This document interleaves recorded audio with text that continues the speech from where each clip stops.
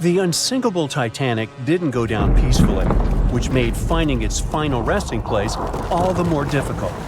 The world-famous RMS Titanic sank in 1912, but was only discovered in 1985 on a secret mission. Although people back in the early 1900s had the approximate location of where the Titanic was, they didn't have the right technology to find it.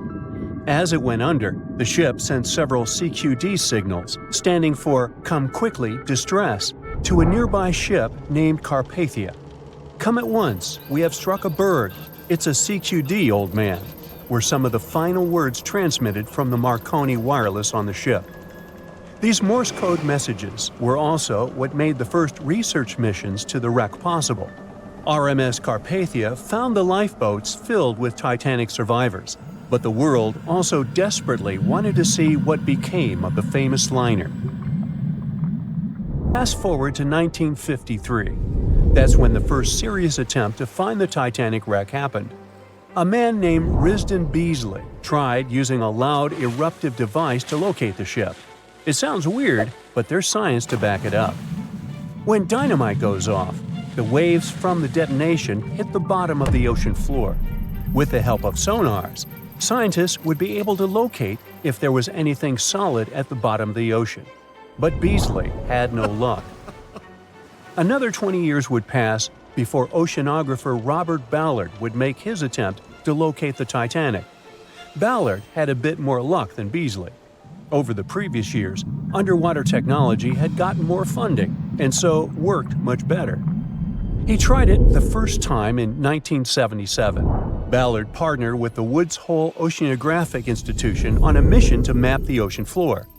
While the institute hired him to test out their new mapping technology, Ballard's intention was to go a little further and find the Titanic wreck. In the middle of this new technological ship, there was a hole that allowed for a long pipe to be extended into the water just above the ocean floor. Attached to the end of this pipe, Ballard installed a pod with sonars and cameras. They thought they were in for something big, and so they took the ship to sea to run some tests.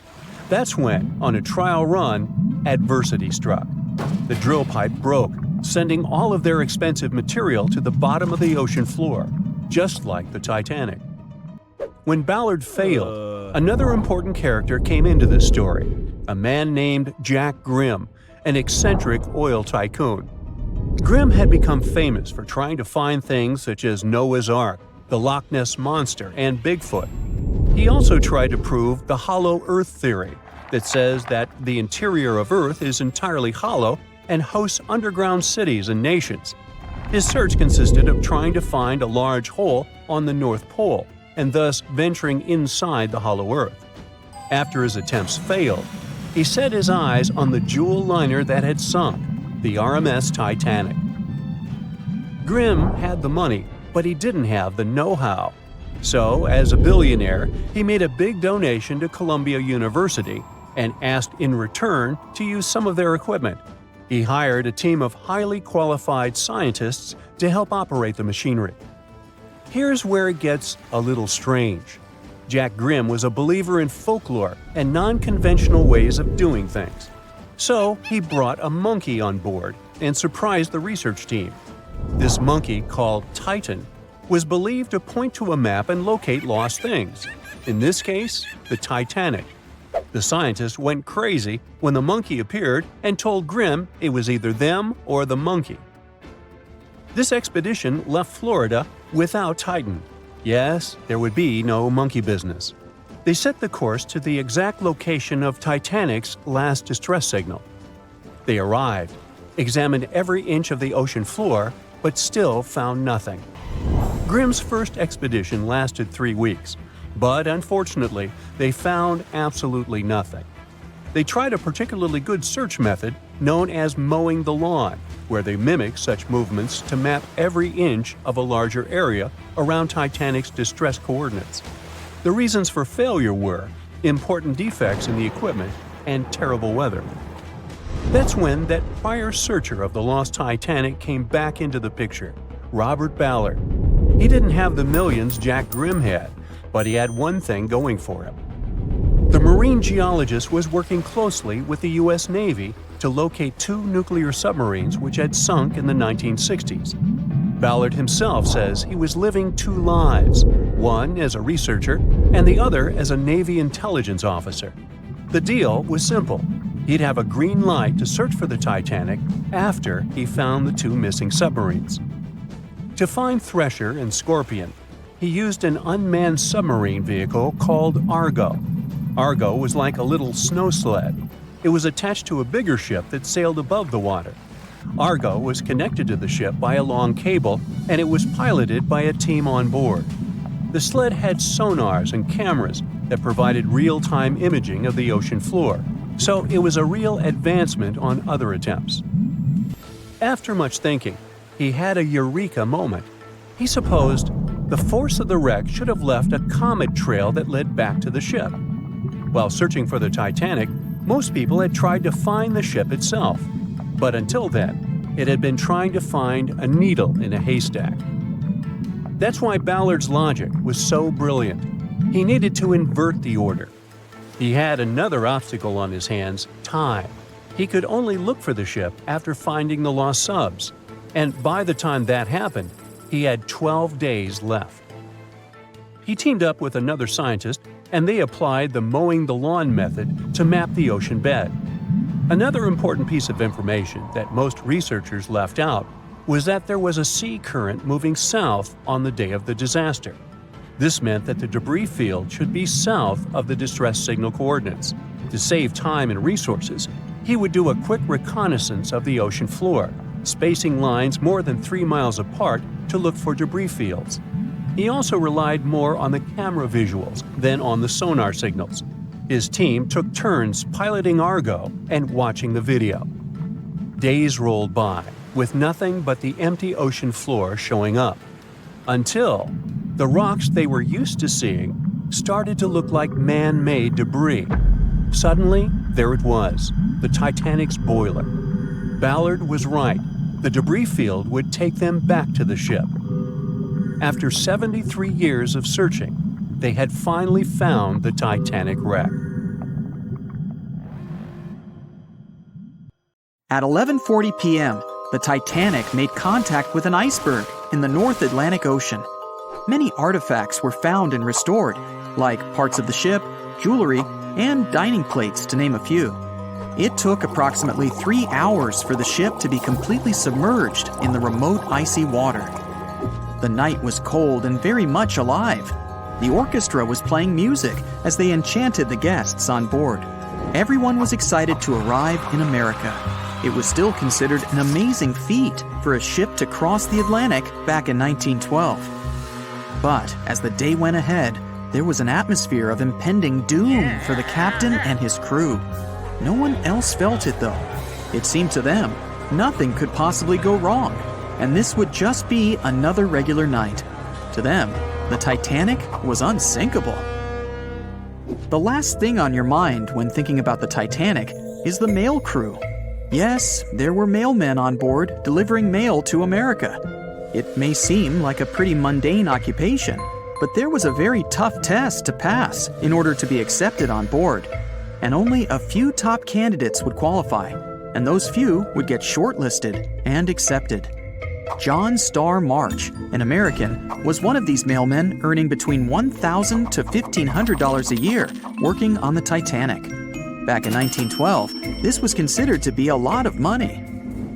They were not officially part of the ship's crew, since the mail crew was placed near the third-class quarters. But given their influence and resistance, they were eventually moved and given a private dining area. March got this job since he needed the money to support his family.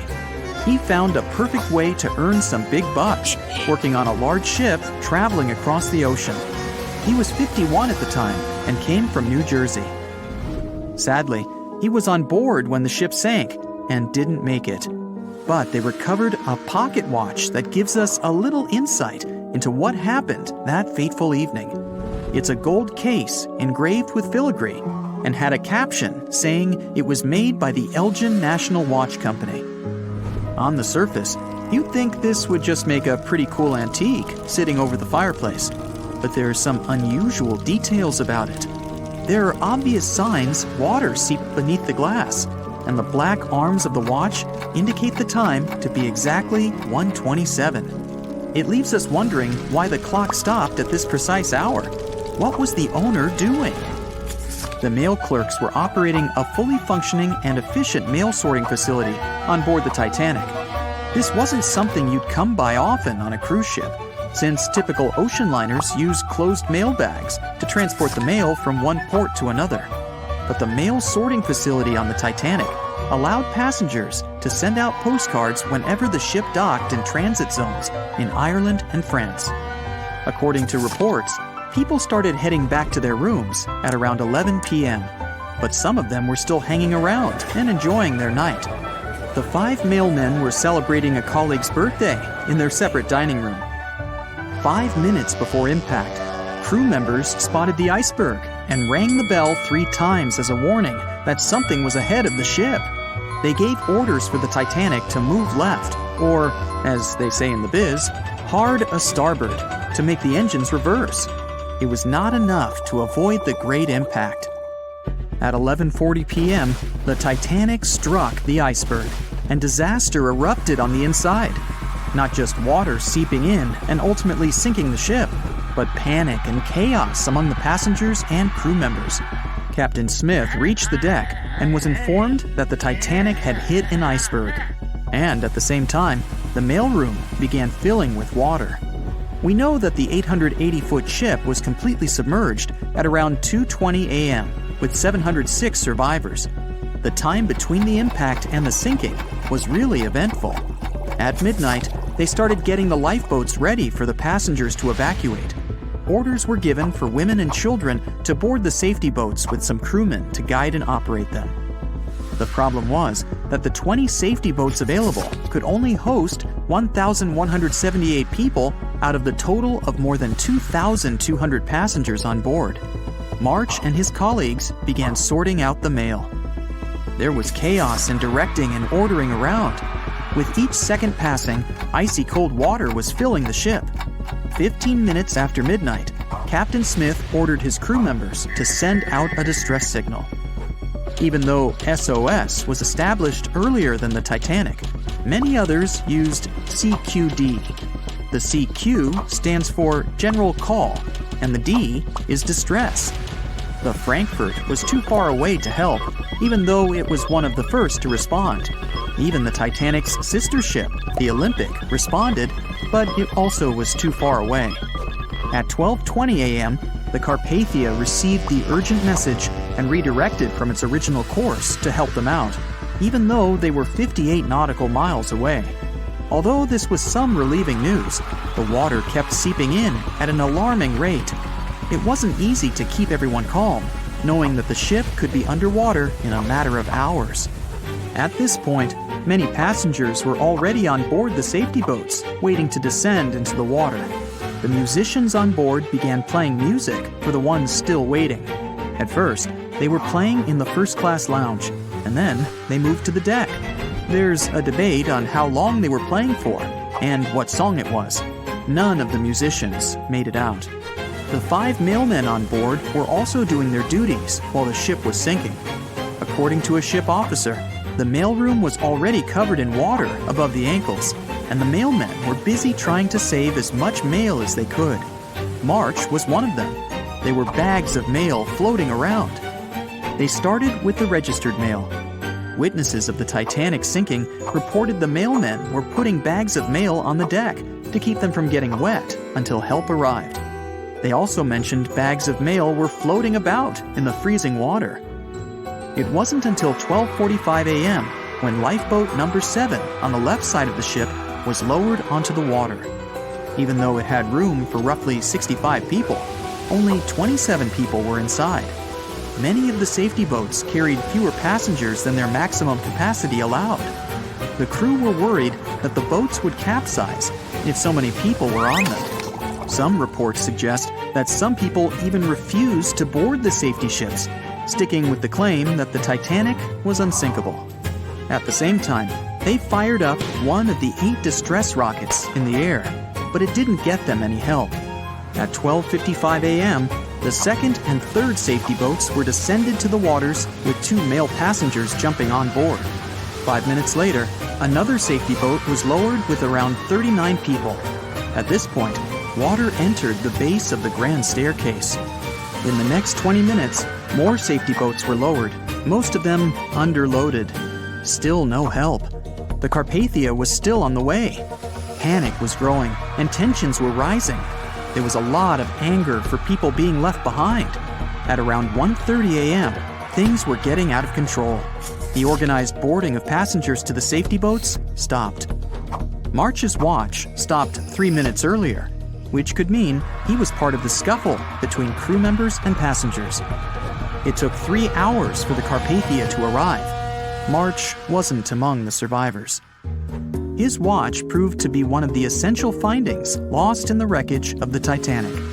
It was eventually returned to March's 2 daughters, and now it's in one of the collections of the National Postal Museum. March was a man who did what he had to do in the worst circumstances. Time was a precious commodity for the people on board the ship, and this watch proved valuable to learn more about the tragic yet inspiring stories of the Titanic.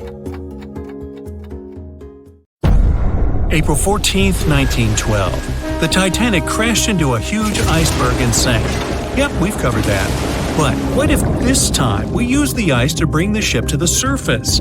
This requires several thousand feet of wire mesh and a lot of liquid nitrogen. Our goal is to put the Titanic in a huge block of ice that will raise the ship to the surface. Now to do this, you need to wrap the wreck in a wire mesh and cover it with liquid nitrogen. The first problem you face is the inability to wrap the ship completely. You need to somehow lift the ship a little to put the mesh under it. Let's say that by some miracle you manage to do so. Next, you need to transport hundreds of large tanks of liquid nitrogen. You're underwater, opening the tanks, and it's so cold that the icy water of the Atlantic Ocean looks like it's boiling. The nitrogen just sizzles, dissipates, and certainly doesn't create a block of ice around the mesh. Alright, new attempt. Raise the Titanic with the help of huge magnets. For this, you need a large cruiser and some powerful magnets. You attach thick cables to the magnets and lower them to the bottom. Bright projectors illuminate the black ocean depths. Parts of the wreck are visible. The magnets descend lower and cling to the iron hull of the ship. The cruiser pulls the cables and magnets up. Some of them detach from the Titanic as the iron surface is covered with reefs and corals. Some parts of the wreck break away from the ship and rise. The power of the cruiser is not enough. One of the cables is torn. Not only the weight of the individual parts of the Titanic, but also the colossal water pressure interferes with the operation. The sunken ship can't be raised completely, only its small parts. In reality, there has already been an attempt to raise the Titanic in parts. The $5 million operation failed. Nylon slings were attached to a large part of the wreck. The other ends of the slings were connected to the diesel engines. For the entire operation, they used a mini submarine. A piece of the Titanic weighing 21 tons was pulled up, but one of the slings broke because of the strong water pressure. Then, one by one, the other cables began to snap and a huge piece fell back to the seafloor. By this time, all the participants of the rescue operation had run out of food supplies, and it was far from the nearest shore, so they decided not to make a second attempt. A book was written and a movie was made about how the Titanic was lifted with compressed air. In reality, no one even attempted this operation. To do this, you'd need several hundred large cylinders of compressed air. At first, you install them inside the Titanic's hull and wait for them to pull the ship to the surface. As soon as you lower the cylinders under the water, they immediately float upwards. This greatly complicates the operation. You need to fasten the cylinders with cables and pull them down to the bottom using a powerful submarine, or better yet, several of them. Because of the high pressure, the cylinders might burst. In this case, the blast wave would hit other cylinders and provoke a catastrophe. Too expensive and unsafe. The most expensive and complex plan to raise the Titanic is probably the one where scientists somehow extract hydrogen and oxygen from the ocean water. Then, these extracted elements must fill special containers. Those containers are attached to the ship, and the Titanic would rise to the surface. Even if you extract oxygen and hydrogen from millions of tons of water, The rest of the ocean water will replace it. A machine that will be capable of such filtering should cost billions of dollars. Or you can come up with a chemical element that will use a chain reaction to purify all the water. In this case, the entire world ocean will be left without vital oxygen. Someone once suggested blowing up the Titanic. You'd need to lower several boxes of dynamite to the ocean floor. The boxes must be completely sealed to prevent the dynamite from getting wet. Next, you need to run several miles of wire conducting an electrical current to them. Once all this is done, you sail to a safe distance. Now, you're going to press the button to pass the current through the wire and activate the dynamite. 3, 2, 1, stop! Why would you do this? Even if it works, the wreckage of the Titanic will be scattered in all directions on the seabed. It will be impossible to lift the Titanic from the ocean. Imagine a huge hook that can fetch the Titanic and lift it from the bottom like a fish. This hook must be huge to pick up a sunken ship. Let's say you created it. Next, you're on a huge cruiser, sailing up to the crash site and lowering the hook down like an anchor. It falls right on the Titanic but doesn't cling to it. You need special equipment to attach a bus-sized hook to the Titanic. It would include a huge submarine with mechanical arms. To build such a device and make it work under enormous pressure is already next to impossible. But let's say you finally managed to hook the Titanic. It's then you realize the cruiser doesn't have enough power to lift the ship, weighing more than 50 tons, and the hook that adds about 10 tons more. To complete your task, you'll need a few more cruisers and a few extra $1 million. Once hot wax cools, it hardens and floats on the water surface. What if we deliver it to the ocean floor and pour it inside the Titanic? This may work, given that wax is not an expensive material. So, you melt the wax, pour it into strong tanks, and pull them to the bottom with the help of a submarine. The tanks can withstand enormous pressure, and the submarine has enough power to lower the wax to such a depth. The containers are placed inside the Titanic. Through a remote control, you open the containers, but the wax doesn't pour out. The deeper you go, the colder the water gets. While you were delivering the containers to the ship, the wax was cooling down and getting solid inside. Several containers are pressed against the top of the ship, but it's not enough to lift the Titanic. Other containers simply float away to the surface. And even if the containers were thermostatic and kept hot inside all the time, once released, the wax would solidify in an instant. There would just be no time for it to spread and cover the Titanic from within, so it would just float up as well. Alright, you fill several large and sturdy bags with Vaseline. This substance acts just like wax in the cold. It gets solid and floats. You want to put bags all over the Titanic and just wait for the Vaseline to bring it up. You load the bags into the submarine and descend to the ocean floor. Some parts of the ship can't be reached because of the clinging corals. You decide to unload all the bags in one place, but as soon as you take Vaseline out of the submarine, the bags tear due to the strong pressure. Solid pieces of Vaseline float up, pushed by the water. Mission failed. The craziest idea is to fill the Titanic with millions of ping pong balls. Small plastic balls filled with air should push the ship to the surface. But as soon as you start to lower them to the bottom, the plastic immediately flattens and all the air from the balls pops out. You can deliver the balls inside a submarine, but once you put them inside the Titanic, the pressure will crush them again. Also, you can create balls made from strong ultralight material and fill them with air. In this case, you will need much more money. As soon as you put the balls inside the ship, some of them will immediately slip through the holes in the ship, and the remaining ones won't be enough to lift the wreck weighing more than 50 tons from the bottom. Well, to study the Titanic, you don't need to go down to the ocean floor. On the internet, you can find a detailed 3D map that shows the wreck site, as well as the ship itself on the seabed. To get a realistic picture of the Titanic, researchers used sonar technologies and underwater robots, which took more than 10,000 pictures of the sunken ship. So, what do you think? Leave it alone? Yeah, me too. In the Titanic movie, you won't see any fumes above the fourth funnel of the legendary ocean liner, and it's not a mistake. Back in 1911, the year before the Dream ship's departure, large ships would mostly sail with 4 chimneys. They needed those to draw heat and fumes from their massive boilers. The Titanic was a real engineering gem that only needed 3 chimneys to function. So the 4th was added for balance and more impressive looks. The White Star Line thought the public would have been disappointed to see only 3 pipes on the greatest ship of all time. The Titanic's sister ships, the Olympic and the Britannic, also had 1 fake funnel each for the same reason. The dummy chimney wasn't completely useless and served for ventilation. It took out the fumes from the machine spaces in the lower decks and from one of the first-class general rooms. 1 big ventilation funnel, instead of several small ones, helped to declutter the upper decks and left more open space for passengers to enjoy their strolls. When Titanic went down, the funnels, each weighing 60 tons, went down with the rest of the ship. They were made extra tall to make sure the passengers weren't covered in the soot being ejected. Their height and weight let them stay in the upright position. The forward funnel, followed by the others, fell only when the ship went for the final dive. Those chimneys were much lighter than the bow, so they spread among other debris. The light material they were made of flattened once it hit the bottom, and the iron-eating bacteria living deep down took care of it later.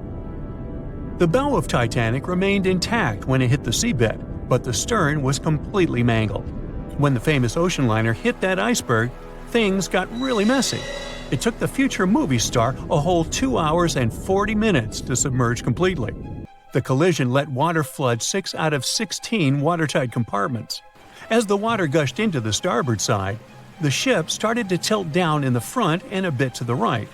By midnight, the damaged compartments were spilling water into others, and it was chaos because these compartments were only watertight horizontally. Soon enough, water started flooding through the anchor chain holes, and by 2 a.m., the bow was sinking, and the stern's propellers were lifted out of the water. The ship kept flooding until the moment the bow went underwater, and the stern shot up almost 45 degrees. The weight of those massive propellers stressed the ship's midsection. The steel just couldn't handle it and failed. Survivors described that moment as some loud noise, like breaking china or falling gear. That was the Titanic's upper structure giving in. By 12 past 2 a.m., the bow and stern were only connected by the inner bottom structure. Minutes later, the bow, weighing almost 16,000 tons, broke loose from the stern. The stern rose sharply to an almost vertical position and started sinking slowly. By 2:20, it disappeared underwater. The bow was cruising down at about 13 miles per hour and had hit the ocean floor almost a half an hour before the stern. The 2 parts of the Titanic now lie 2,000 feet apart, pointing in different directions.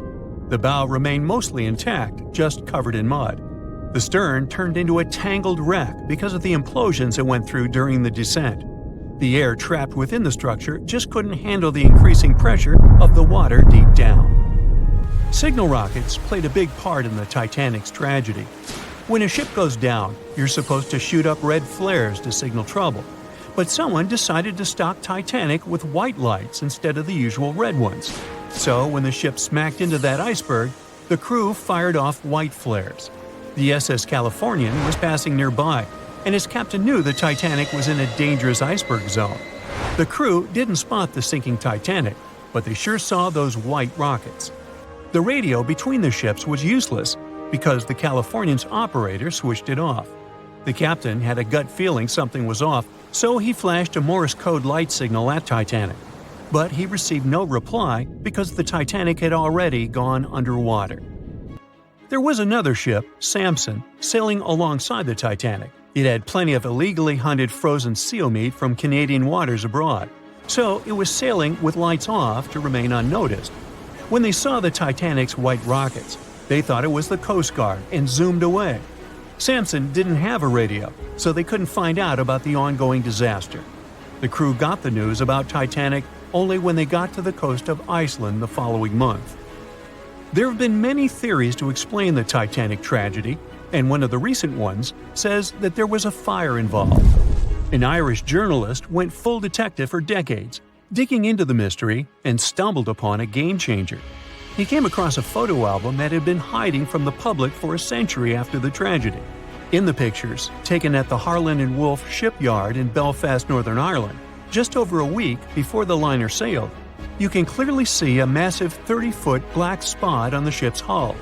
Maloney researched the photos and eyewitness testimony from the time and claimed that a fire spontaneously broke out inside of one of Titanic's enormous coal bunkers. It was raging for a whole 3 weeks and messed with the metal, critically weakening a crucial segment of the ship's hull. Back then, most ships had just one hull, so it was the only skin the Titanic had. That's why the Iceberg managed to punch a hole through the ship so easily. If it hadn't been for the fire, the Titanic might have shrugged off that iceberg collision. The company operating the liner knew about the fire, but they decided to conceal that fact. They didn't want any negative stories in the press as they faced some serious competition in transatlantic voyages. The Titanic was sold out, so they stocked up on coal and made it sail. The moon might have also played a role in the sinking. Our satellite heavily affects tides on the Earth. The closer it is to our planet, the stronger the tides are because of the increasing gravity of the moon.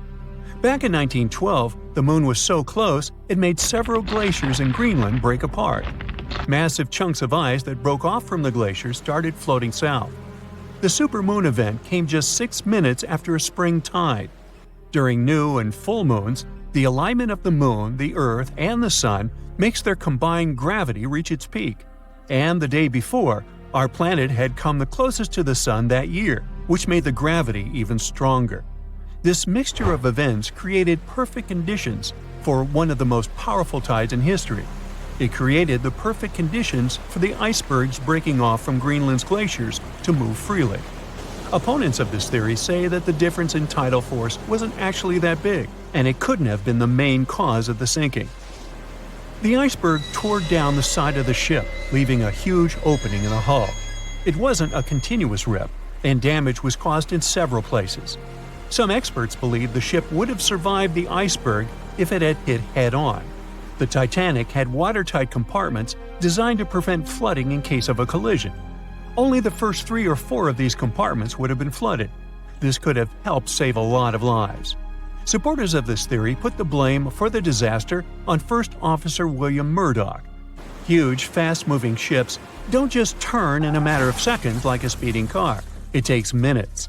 When Murdoch realized the collision was inevitable, he tried dodging left to avoid a direct hit. But despite his efforts, the ship still collided with the iceberg. You know the rest.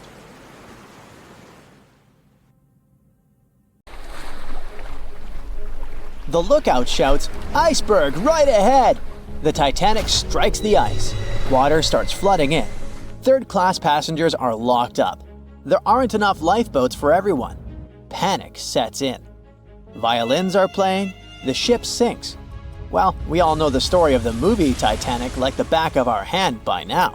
But what if I told you that Hollywood lied to us? To tell the real story of what happened that freezing night in 1912, we need to rewind a bit. The lookout shouts, "Iceberg right ahead!" Yep, that part was true. Just before 11:40 at night, Frederick Fleet noticed something darker than the sea directly ahead. As the ship got closer, he realized it was an iceberg. The engines were quickly reversed and the ship turned sharply. Instead of hitting it head-on, Titanic scraped along the side of the berg, sprinkling ice on the forward deck. If you remember, in the movie, Jack and Rose are having a romantic moment when they feel the ship shudder after hitting the iceberg. Everything shakes as if they were in the middle of a light earthquake. Some real-life passengers reported feeling something similar after the impact, but according to Titanic survivor Frank Prentice, it wasn't exactly like that. He said there was no impact as such, and it all felt more like slamming on your car brakes. The ship stopped, and that was that. Some people even slept right through the collision, confirming that there wasn't such an abrupt impact. Mr. Prentice, curious about what had happened, left his cabin and went out to the deck. When he got there, all he could see was a little ice on the surface, not the towering iceberg that Jack and Rose saw. But as we all know by now, the real damage happened below the waterline, where the iceberg had a jagged spur that slashed a 300-foot gash in Titanic's hull. Once the crew realized how severe the damage was, they immediately began sending distress calls to nearby ships, asking for help. At some point in the movie, the radio operator goes to the captain and says there is only one ship nearby, the RMS Carpathia, which later ends up rescuing many passengers. But in real life, there were more ships around. It's believed that the SS Californian was only about 23 miles away. This ship might have actually seen the Titanic sinking, or at the very least, seen its rockets exploding high in the sky. Yet, for reasons we will never fully understand, they didn't try to help. Let's get back to the story. Now, people need to get off the ship. At 12:45, lifeboat number 7 was the first to be lowered. Just like in the movie, women and children were told to go first. But in reality, some women were hesitant and even refused to get into the lifeboats. Mr. Prentice said this happened mainly for 2 reasons. First, these lifeboats were high and passengers were terrified of the 70-foot drop from the deck to the ocean below. And second, most women didn't believe the Titanic would actually sink. It was called unsinkable after all. So the idea of getting into a lifeboat seemed pointless at the time. This mindset probably explains why Eloise Smith, a first-class passenger, recalled that there was no panic or chaos at first. Other survivors backed this up, saying that no women or kids were crying. But one thing that was indeed concerning, at least for the crew, was the possibility that the lifeboats might buckle under too much weight. This is one of the theories why the first few lifeboats left carrying only a fraction of their full capacity. Like lifeboat number 7, which only carried 27 people in it, even though it could hold up to 65. In total, Titanic had 20 lifeboats, which could carry about half of the 2,200 people on board that night. But that didn't happen. And now we know the passengers had no idea there weren't enough for everyone. As women were calmly getting into the first lifeboats, musicians headed up to the deck. Their only goal was to play and keep the passengers calm. That's a pretty well-known fact. But the real story is that some survivors said they never saw or heard the band. No violinists whatsoever.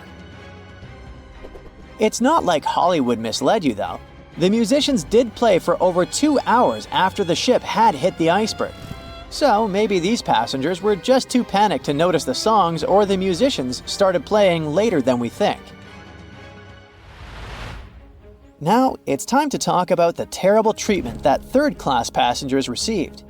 The movie portrayed the crew as cruel, locking the less fortunate below deck like animals, giving them no chance to reach the lifeboats and save their lives. But the official inquiry into the disaster suggested that wasn't true. I mean, yes, fewer third-class passengers survived compared to those in first and second class, but there were other factors at play. Many third-class passengers were reluctant to leave the ship, clinging to their belongings, and had a harder time making their way up from the cabins, which were at extreme ends of the ship. Some survivors confirmed that they were not locked up. In fact, it was quite the opposite. Mrs. George Wabi, a Lebanese woman traveling in third class, said that when chaos had erupted, some brave crew members and well-dressed first-class passengers had actually helped her get up to the first-class deck and eventually onto a lifeboat. At first, the Titanic was sinking slowly, bit by bit. Passengers reported seeing the water rising and hearing pops and cracks. Then, there was a loud boom. Some said there had been just one explosion, while others described it as a series of smaller explosions, which they'd thought had been the bulkheads giving way. And there's also a group of people who said they had only heard a rumbling sound. So not everyone agreed on the sound they had heard, but one thing is a fact. By 2:18 in the morning, the lights on Titanic went out, and the ship plunged into complete darkness. As the bow continued sinking, the stern rose out of the water, putting immense pressure on the middle of the ship. This caused the Titanic to break in two. In James Cameron's movie, this moment is pretty dramatic, with the ship sinking almost straight down into the water. But in reality, the break probably happened at a much lower angle, likely just below the waterline. Even so, it tilted enough that people couldn't stay on their feet and started sliding into the water. One interesting thing is that it wasn't until the wreckage was found in 1985 that it was finally confirmed the Titanic had broken apart. Up until then, survivors had given conflicting stories. At least 8 survivors claimed they had seen the ship split. Emily Ryerson, a first-class passenger, described it as if the Titanic had been sliced in half with a knife. But there was also a small number of witnesses that insisted Titanic had gone down intact. At the time, this theory was more accepted because most people still didn't believe that the supposedly indestructible ship could break in half. So why the conflicting reports? Okay, so what you don't see in the movies, for obvious reasons, is how incredibly dark it was when the tragedy happened. It was like being in a room with no light, where you can only make out shapes and shadows. That's what it was like on the lifeboats. This means passengers couldn't really see what was happening, and most of those who were close to the ship either lost their lives or were too focused on trying to survive to pay attention to the details of the wreck. Although James Cameron's film didn't fully capture how terrifyingly dark the disaster truly was, the 2012 TV series Titanic did a better job of showing the pitch-black horror of that night. Even then, the reality was much darker and more terrifying than either of these two productions could portray. The Royal Mail Ship, or RMS Titanic, easily the most famous steamship in history, was once the symbol of luxury and dreams that promised to come true.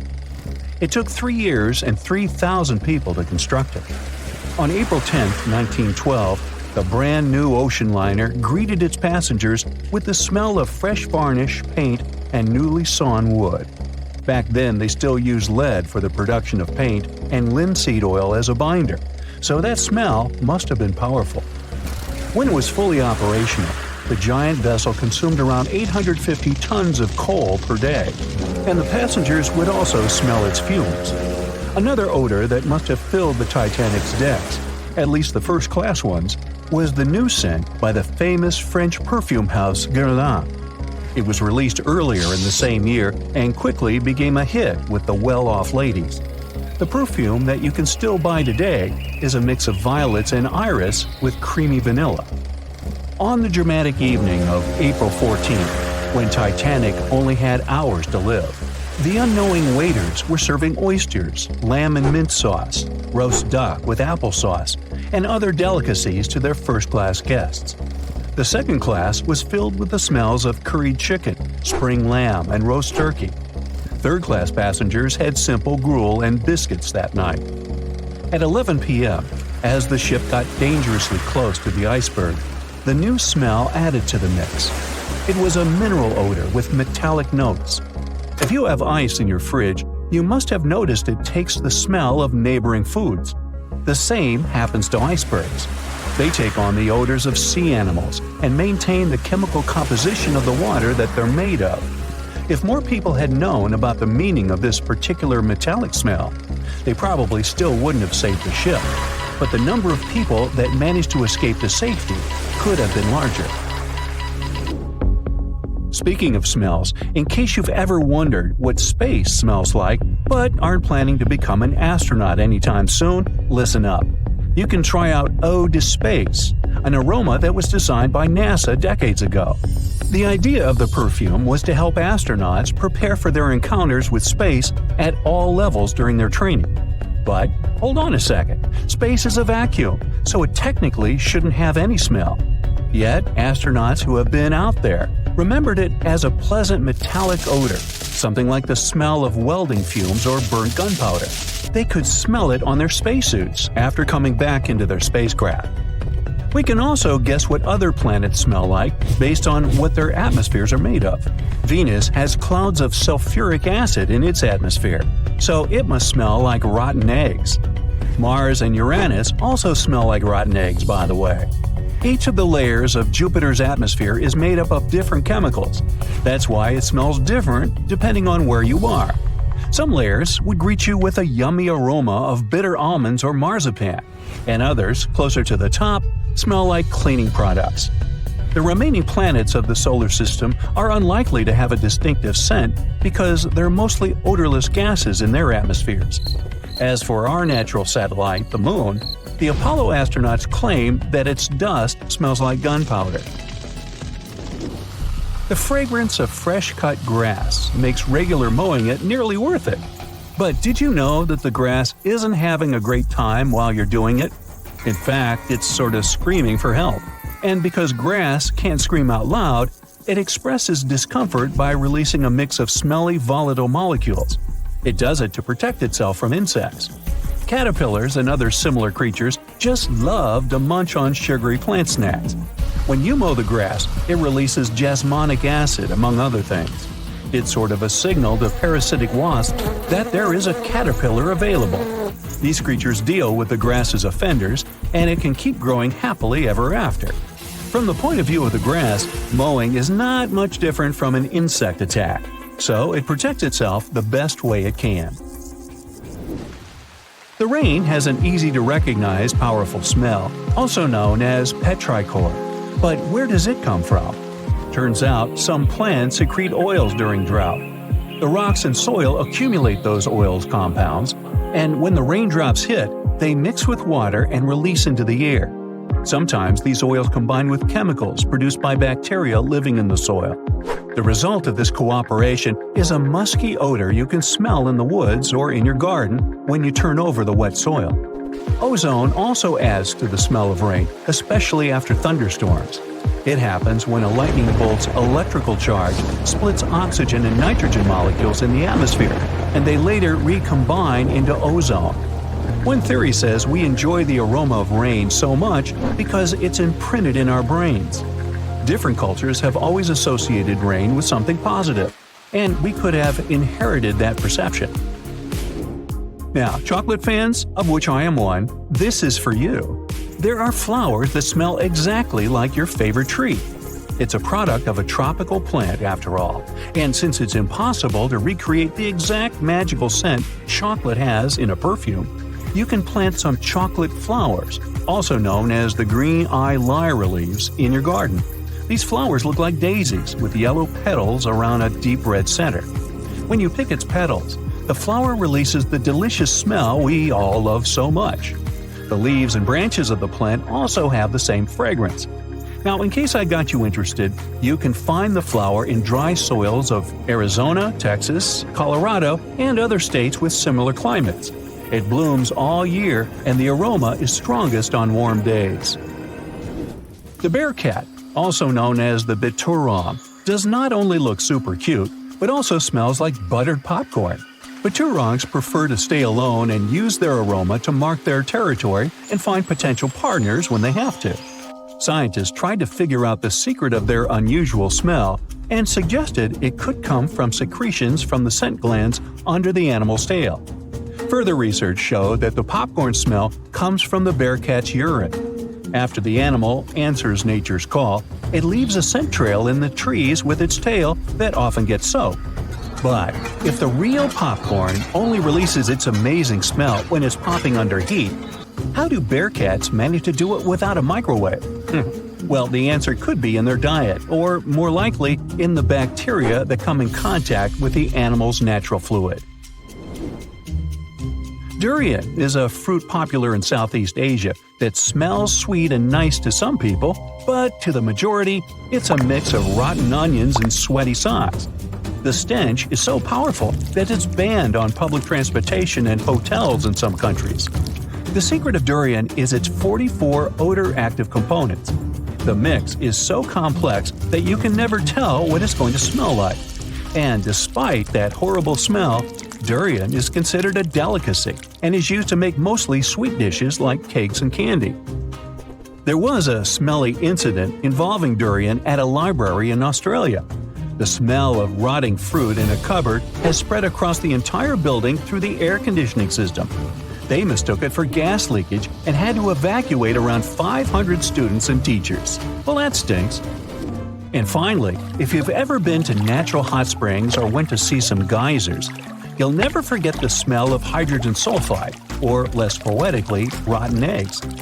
It's actually not only yucky but also highly flammable, but it can also be quite useful. Most households in Iceland use geothermal springs as a source of hot water.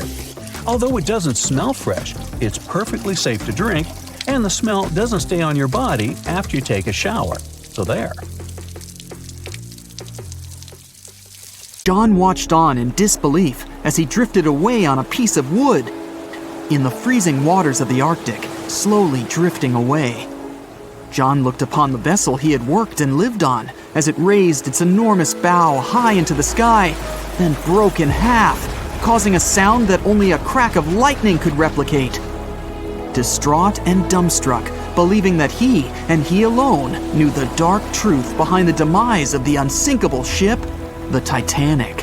5 days earlier, as the Titanic set sail on its maiden voyage, John worked hard alongside his mates in the coal bunker, stocking up the coal to feed the Titanic's mighty furnace. They had stocked and stored more than John had ever witnessed on any other ship he'd worked on. But this was the Titanic, the grandest ship to have ever sailed the seas. On the Titanic, there could never be too much coal. As they left Belfast and pushed toward Southampton, there was a large bang below decks that went unnoticed. The furnace was roaring and the turbines were spinning, pushing the Titanic forward at a quickened pace. The crew cheered as the vessel moved forward, unaware of the loud, concerning noise. Arriving in Southampton, Greg came aboard, amongst hundreds of other passengers. With 13 years at sea, his vast experience included the role as a quartermaster on 6 previous ships. Ready for a new challenge aboard the greatest vessel ever made, he was looking forward to this next challenge of his career. Greg came with a wealth of experience, especially with sailing through the Arctic. His role was vital within the crew, understanding the seas around the North Pole. He would be a key lookout as they set to cross the perilous path of the Iceberg Alley. Greg had some concerns regarding the voyage. The Earth's orbit was remarkably close to the sun and the moon, causing higher tides. This would make icebergs more prominent, drifting them further away and towards the route of the Titanic as they journeyed to New York. Assessing the lookout tower and inspecting the available gear, Greg found no binoculars. This made him concerned, but the sailors just laughed at Greg. "If the deck is short on ice cubes, we'll be sure to plow right through a berg to resupply." A sailor laughed. Greg didn't share this sentiment.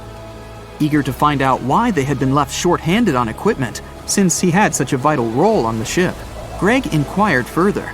Sadly, the officer with the keys to the binocular supply cupboard had been removed from the crew at the last minute. Greg couldn't believe something of this importance had been overlooked. For such a mighty ship with so many people aboard and crossing in a particularly perilous path, this just didn't make sense. But not wanting to be fined for breaking into the ship's property, Greg let it slide, hoping that they wouldn't need the binoculars in the end.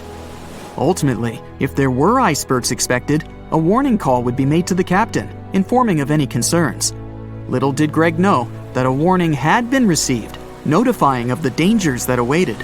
But the telegram didn't provide the required prefix, which would have ensured direct delivery to the captain. So, the critical warning was just overlooked. John and his crew below decks prepared for departure, stoking the engines. He noticed an essence of thick exhaust, far too heavy than what would be expected from the furnaces. The crew searched throughout the lower decks. Following a thorough search, they managed to locate the cause of the exhaust. It was an ignited pile of coal within a coal bunker. Unknown when it had ignited, a buildup of coal had clearly been smoldering, slowly growing in size. The amount of smoldering coal was concerning. The alarm was raised, alerting an officer to review the matter. The officer assessed the damage and confirmed with the captain that it was deemed to be of little concern, as only minor damage had been caused. John was unsure of this assessment, as he knew that in confined spaces, surrounded by iron bulkheads, an oven-like environment arises that intensifies the heat with time. But the Titanic would power forward, making no sense to John as they had only just departed from Southampton. He was sure they would have turned back. John and his crew were ordered to shovel the already lit coal into the furnace and continue shoveling until all the smoldering contents would be contained. It was a possible but painstaking task that could take the entire journey. The continuous intake of coal would ensure the turbines would spin at a constant, accelerated pace, not what the Titanic was designed for. It was meant to be a luxurious passenger liner and not for breaking speed records. However, the crew would find enthusiasm in not only acknowledging the Titanic as unsinkable, but also as the fastest. John and his crew continued to shovel the coal into the furnace for several days. The temperature within the bow was becoming hotter every day. The bulkhead's contained heat was so severe that it became weak at the seams in the iron walls and rivets. 2 more days, lads, just 2 more days. John was laughing, trying to raise the spirits of his mates as they were working tirelessly. But as they were all laughing, joking, and looking forward to dry land, they unknowingly approached their final destination. The Titanic was speeding through the calm sea. Greg looked ahead, above in the lookout tower, keeping a keen eye out as they were in iceberg territory now. Even though the way seemed clear, false horizons could occur, creating confusion about how far objects in the distance truly were. As they were traveling in the Gulf Stream waters into the colder Labrador Current, air columns cooled from the bottom upwards, creating a thermal inversion. This incredibly high air pressure ensured fog wasn't present, providing a deceptively clear outlook. But the thermal inversion can also create optical illusions, showing the horizon further away, appearing higher in the distance, or masking whatever objects that could come before it. These false horizons could easily hide any icebergs that could be approaching. Greg knew the perils of a calm sea in the Arctic, preferring the rough waters, where it's easier to detect icebergs within waves. Peering from the lookout, Greg was looking towards the dark abyss ahead. Suddenly, within 1 mile directly in front, a formidable image quickly emerged from the dark waters surrounding. Iceberg, right ahead! Greg yelled to his mate, who quickly called to the helm and directed them to steer hard to starboard. The helmsman received the call. In the heat of the moment, he turned the wheel counterclockwise. He then realized he'd turned the wheel the wrong way and quickly went in the opposite direction. The ship aimed towards the iceberg, veering to the port side whilst reducing speed. Although there was a delay in turning the wheel, since there was a short distance from the signal and the fast pace that they sailed at, it may not have made a difference. As they approached the iceberg, it appeared as though they'd miss it, but over 87% of an iceberg is underwater. And as they came along the side, the hidden ice underneath hit the port side bow, piercing the side of the hull with a 12-square-foot tear. The ship shook, with all aboard aware that something was amiss. Amongst the confusion and fear, they were oblivious of the damage. As they gathered their bearings, 6 out of 16 compartments were quickly filling up with seawater. The hull could only withstand 4 compartments filling before sinking. Time was ticking as the Titanic made its descent into the depths. The weakened bulkhead with heated steel pillars and rivets broke under the pressure and sudden change of temperature from the ice-cold water. The call was made to abandon the ship. Lifeboats were prepared to be released, while help signals were sent out to nearby ships. The radio operator was guiltily sitting, constantly calling out to a nearby ship that had been in contact with the Titanic recently. There was steady communication with this ship over the past few days, providing warnings of icebergs since the Titanic departed from Southampton. The final warning message received was just 1 hour ago. Upon receiving the final warning, the operator ignorantly responded, "Shut up," with the assumption that their warnings of icebergs were pointless. Following this unfortunate response, the ship turned their radio off and provided radio silence. The closest ship that was responding to their distress signals was 500 miles away, too far to provide any assistance in time. There were countless mistakes that caused the Titanic's watery end, whether they contributed directly or from sheer ignorance. The most tragic of them was the number of people aboard the ship, 2,224 of them. There were only enough lifeboats provided to rescue 1,178, barely half of the people. On April 10, 1912, the RMS Titanic set sail from England. But this wasn't the launch of a regular ship. The Titanic was the largest liner ever built at the time. It was 882 feet long. That's nearly the size of 3 soccer fields. And measured from the hull to the top of the smokestacks, the ship was an impressive 175 feet tall. That's the size of a 17-story building. Deemed unsinkable, it took 3,000 workers almost 3 years to build. But a mere 4 days into its very first voyage, at 11:40 p.m., the ship collided with an iceberg and was lost beneath the waves of the Atlantic Ocean. It took the liner only 2 hours and 40 minutes to sink. And of more than 2,200 passengers and crew members on board, only 706 survived. The wreck would remain lost for another 73 years, hiding its many secrets within the frigid Atlantic waters. And if it wasn't for a man whose whole life had been devoted to exploring the sea, the giant ship might have remained lost for a lot longer. That man was Robert Ballard. As a child, Ballard was obsessed with the ocean. This fascination started when he was just 12 years old. That's when he watched a film adaptation of Jules Verne's science fiction novel, 20,000 Leagues Under the Sea. It had everything to spark a young person's imagination, from adventure and strange creatures to a powerful underwater vehicle called the Nautilus. It could travel anywhere in the world you wanted to go. From that moment, life on dry land was no longer in Ballard's future. When he was 23, he was assigned to the Deep Submergence Group. There, he helped develop techniques to search the ocean floor. His biggest accomplishment was the creation of Alvin. It was a small, easy-to-maneuver submarine that could carry 3 people.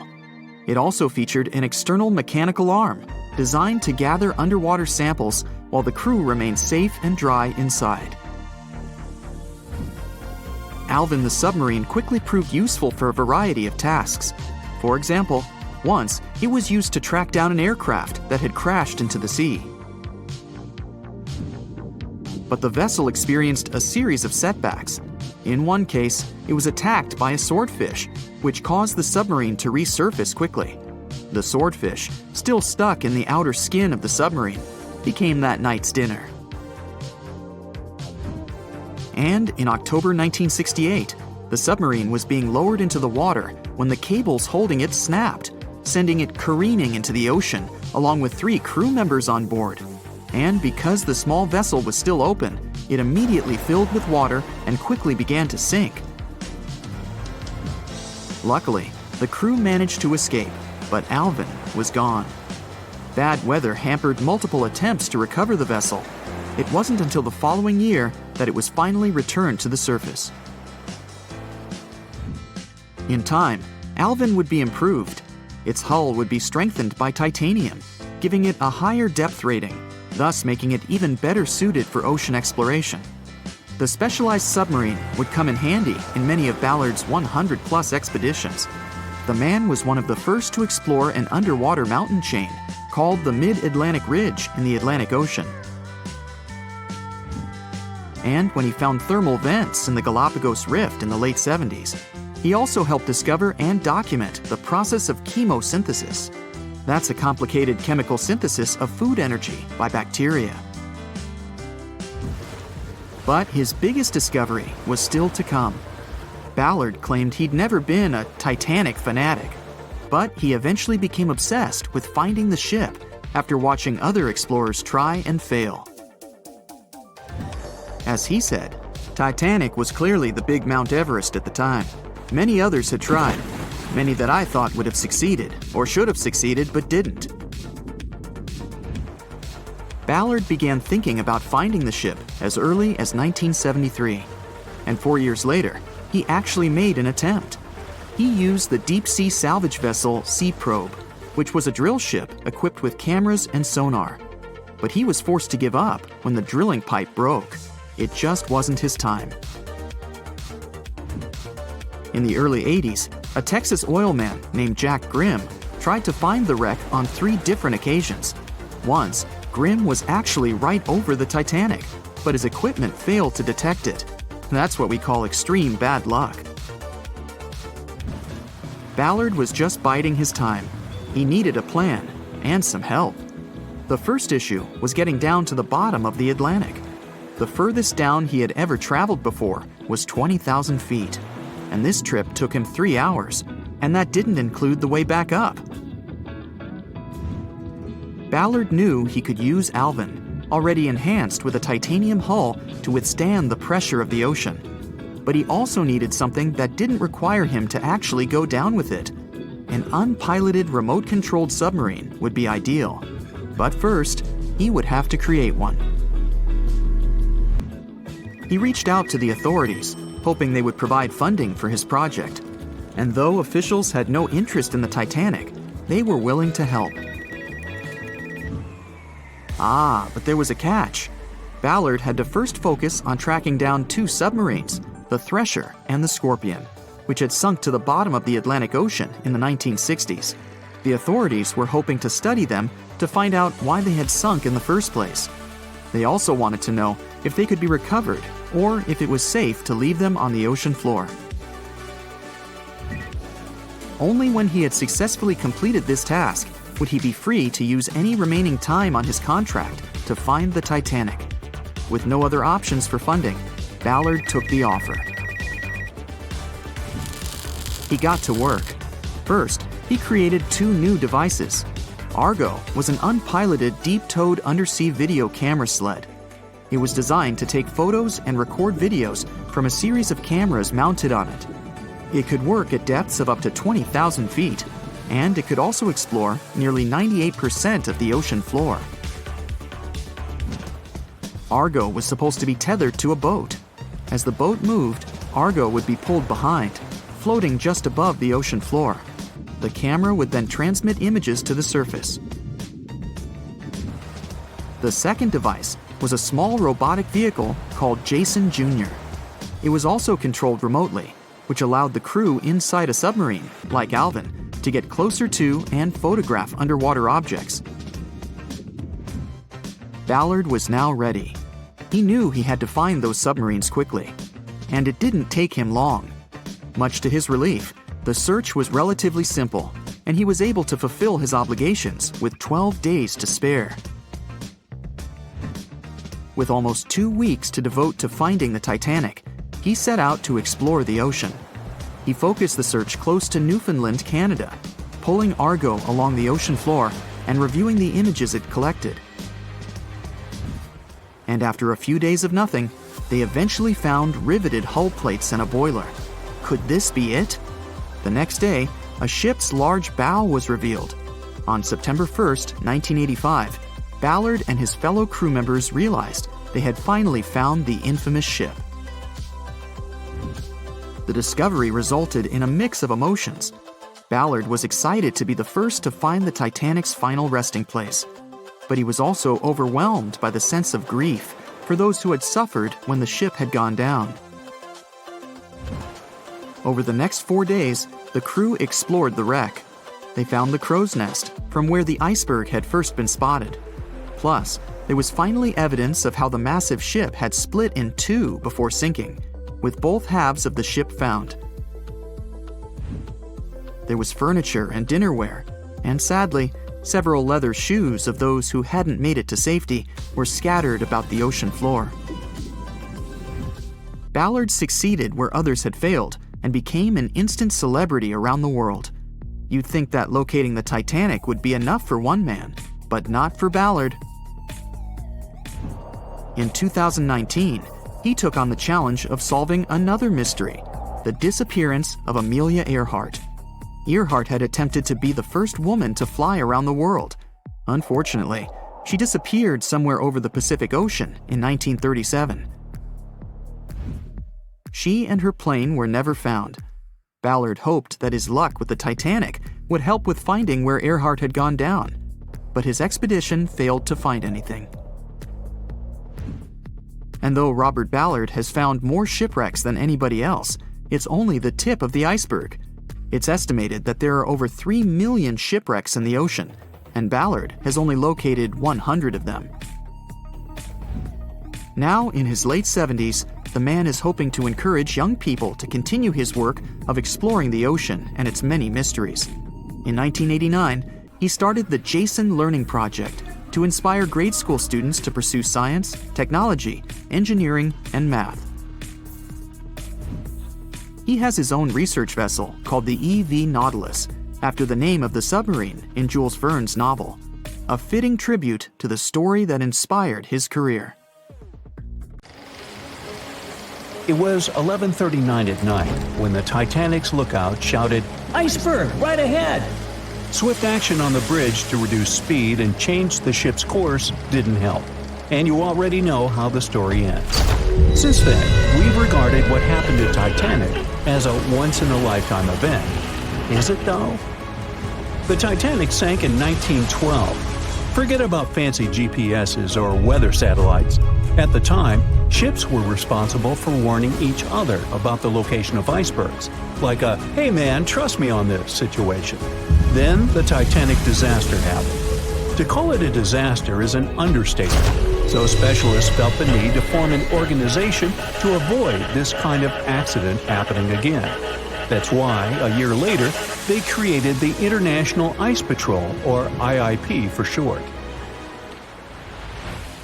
Up to this day, this group has been responsible for giving ships advanced warnings about ice threats.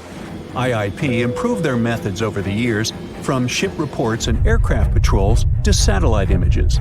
Recently, they've also been using oceanographic buoys, floating devices providing real-time information about ocean conditions up to 164 feet below the surface to predict the potential drift of icebergs. Luckily, IIP is doing an excellent job in reducing ship iceberg collisions. But don't get too comfortable, because even the most advanced detection equipment can't entirely avoid an unfortunate situation. Between 1980 and 2005, there were 57 incidents involving vessels and icebergs. And the chilling truth is that today's ships are more likely to run into an iceberg than the Titanic was.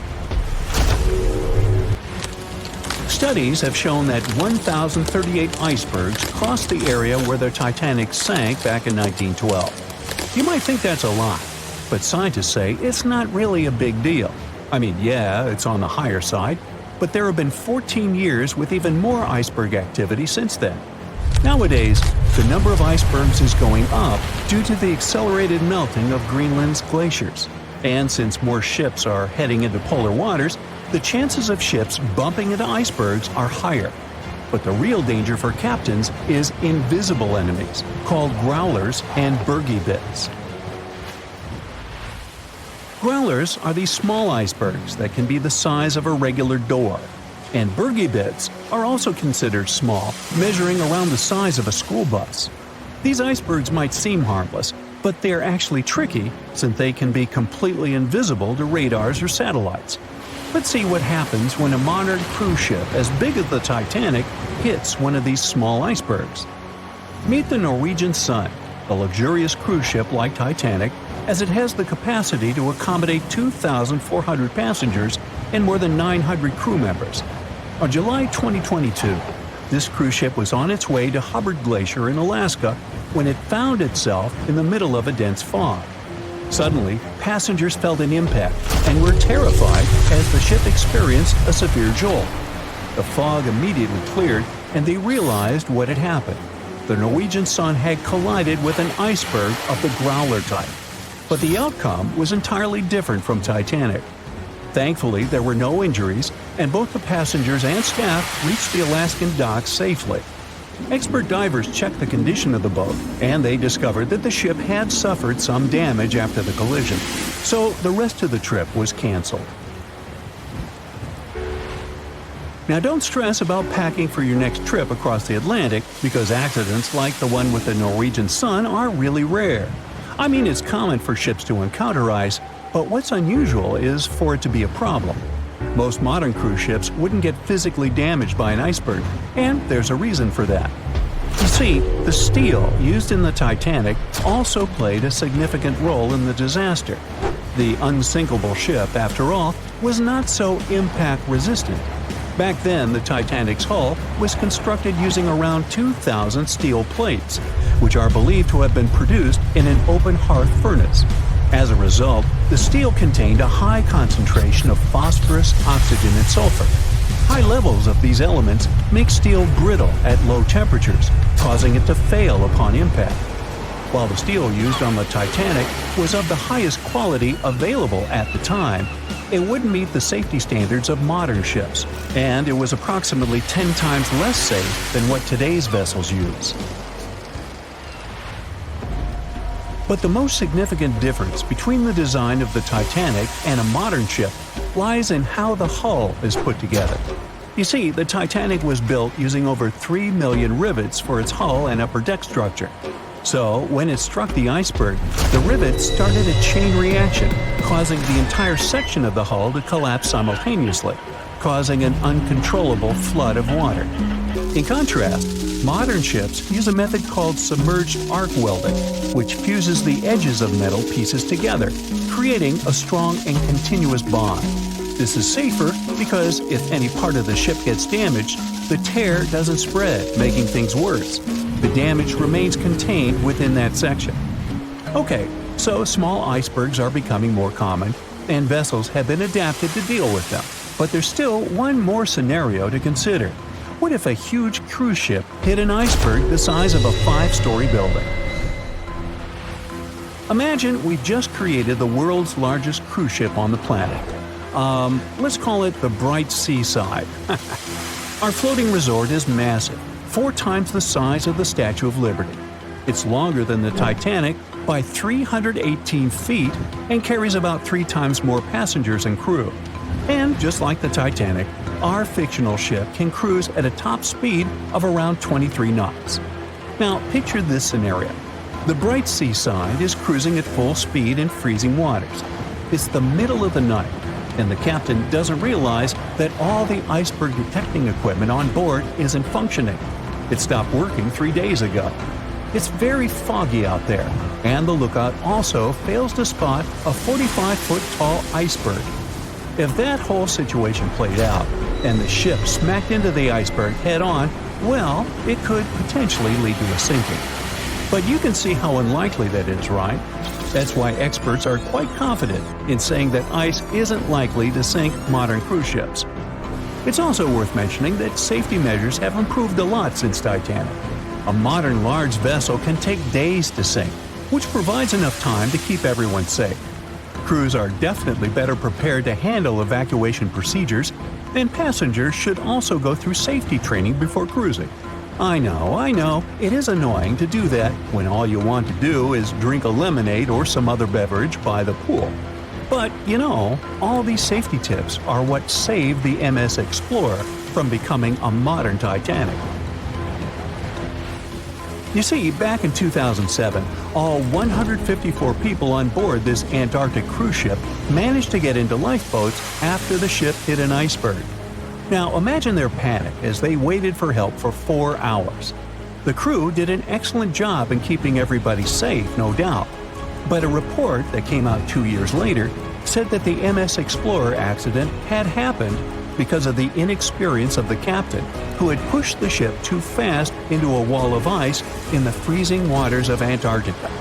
That means that no matter how much tech a ship's got or how fancy its materials are, if you've got a careless captain and a crew that doesn't know how to handle an iceberg hit, yep, a disaster similar to Titanic could happen again.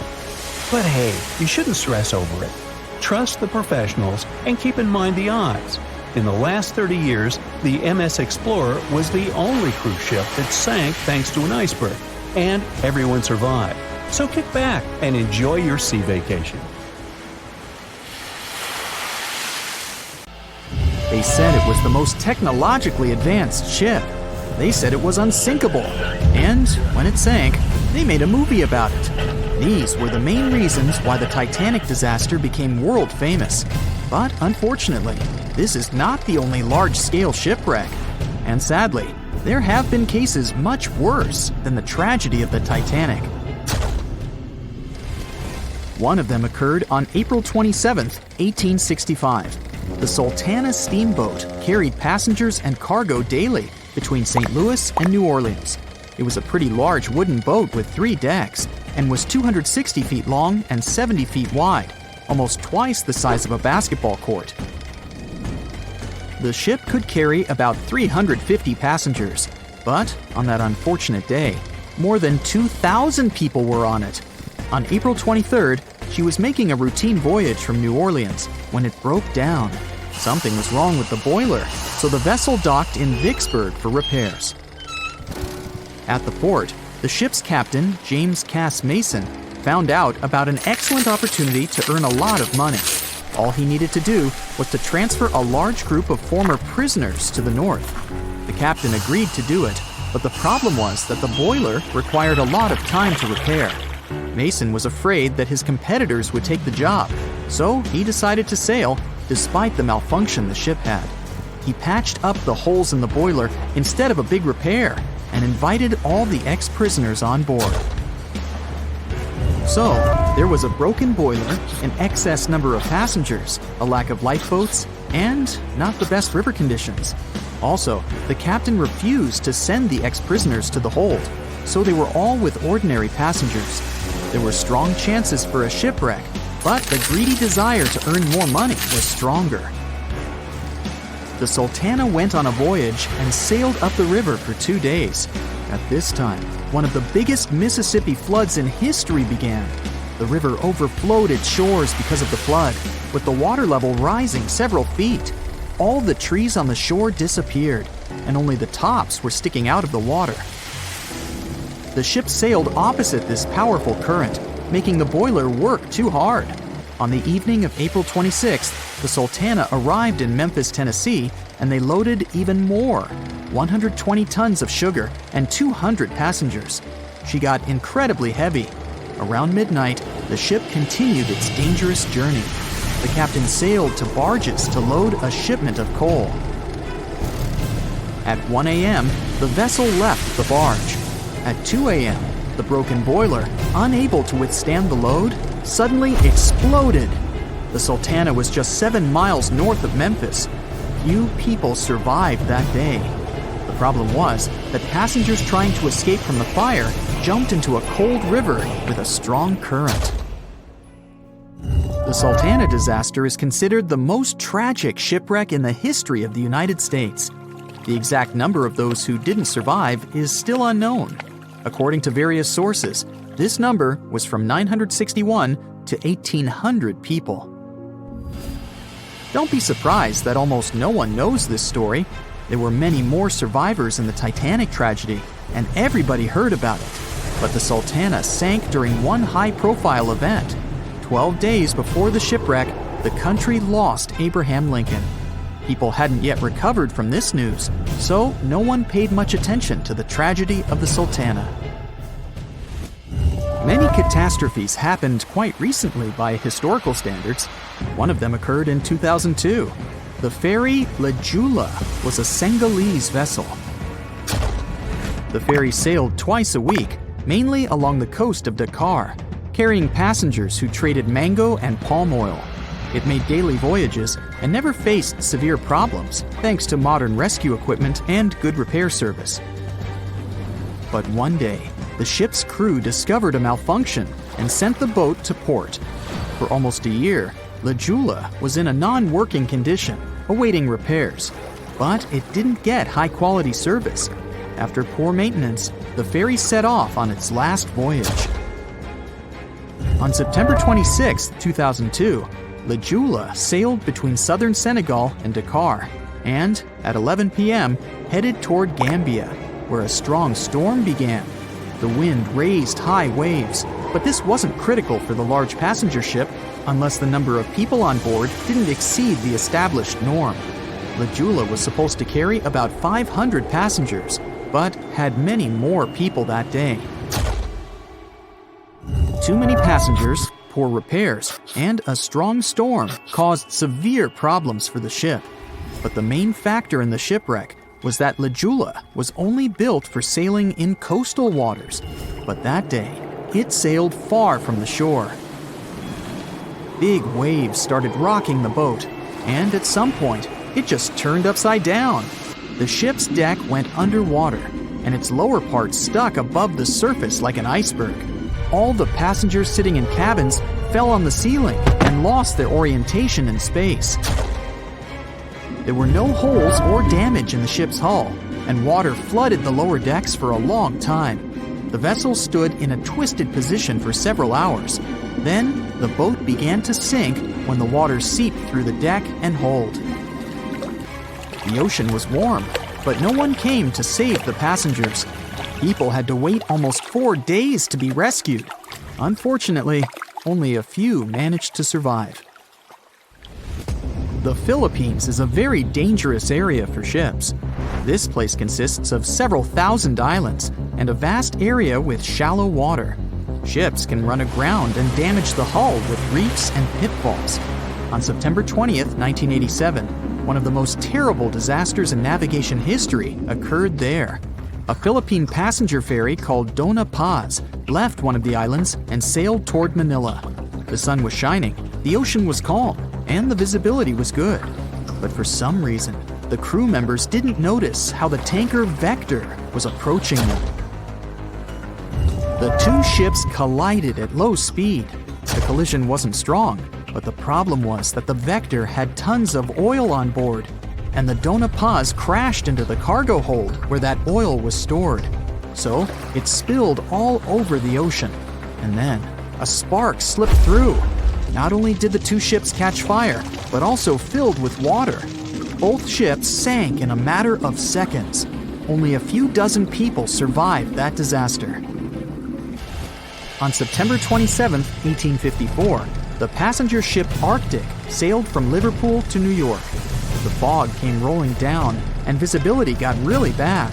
Another boat appeared out of the thick white haze, the French steamer Vesta. The ships were close enough to each other that a collision was inevitable. The French vessel was smaller, so it seemed to the Arctic's captain that Vesta had received a lot of damage. And while he was staring at the other ship, his boat got quickly filled with water. The captain gave the order to sail to the shore as fast as possible, but the ship's engines stopped working because of the flood. Then the ship's crew started to lower lifeboats with women and kids. Still, when rescuers found lifeboats with people, it turned out that only 87 out of 400 people survived, 65 crew members and 22 passengers. Surprisingly, there were only grown men among them. The ship's captain survived by clinging to the wreckage. All newspapers wrote about this story as one of the most terrible and shameful tragedies in navigation history. The survivors were criticized because they didn't save women and kids, and the crew members were accused of violating the law, since the safety of passengers should be higher than the safety of sailors. But despite this, none of them were brought to responsibility. Unfortunately, shipwrecks still occur to this day, but fortunately, there are fewer of them than before, thanks to modern navigation systems and radar. But no technology can guarantee there won't be a super strong storm or any other emergency that no one can foresee. "I'll never let go, Jack. I'll never let go," said Rose. Then she did let go, and the whole movie theater burst into tears. It happened when Titanic came out in 1997. Alright, who am I kidding?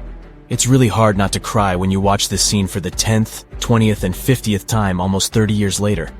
But did this great love story happen in real life? Or did James Cameron just invent it for some good drama? As much as I don't want to disappoint you, Jack and Rose never fell in love on board the real Titanic. There was a real Jay Dawson on the luxurious ocean liner, but he was a crew member, and his full name was Joseph. The real-life inspiration for Rose was the American artist Beatrice Wood. James Cameron came across her biography while he was working on the first draft of the script and decided to bring her love for art and family background into the story. It doesn't mean that the movie is completely off when it comes to historical accuracy, though. The unsinkable ship that sank departed from Southampton, England to New York and was 400 miles south of Newfoundland on April 14th when crew members noticed the iceberg. The contact with it lasted 37 seconds, precisely as long as the corresponding scene in the movie.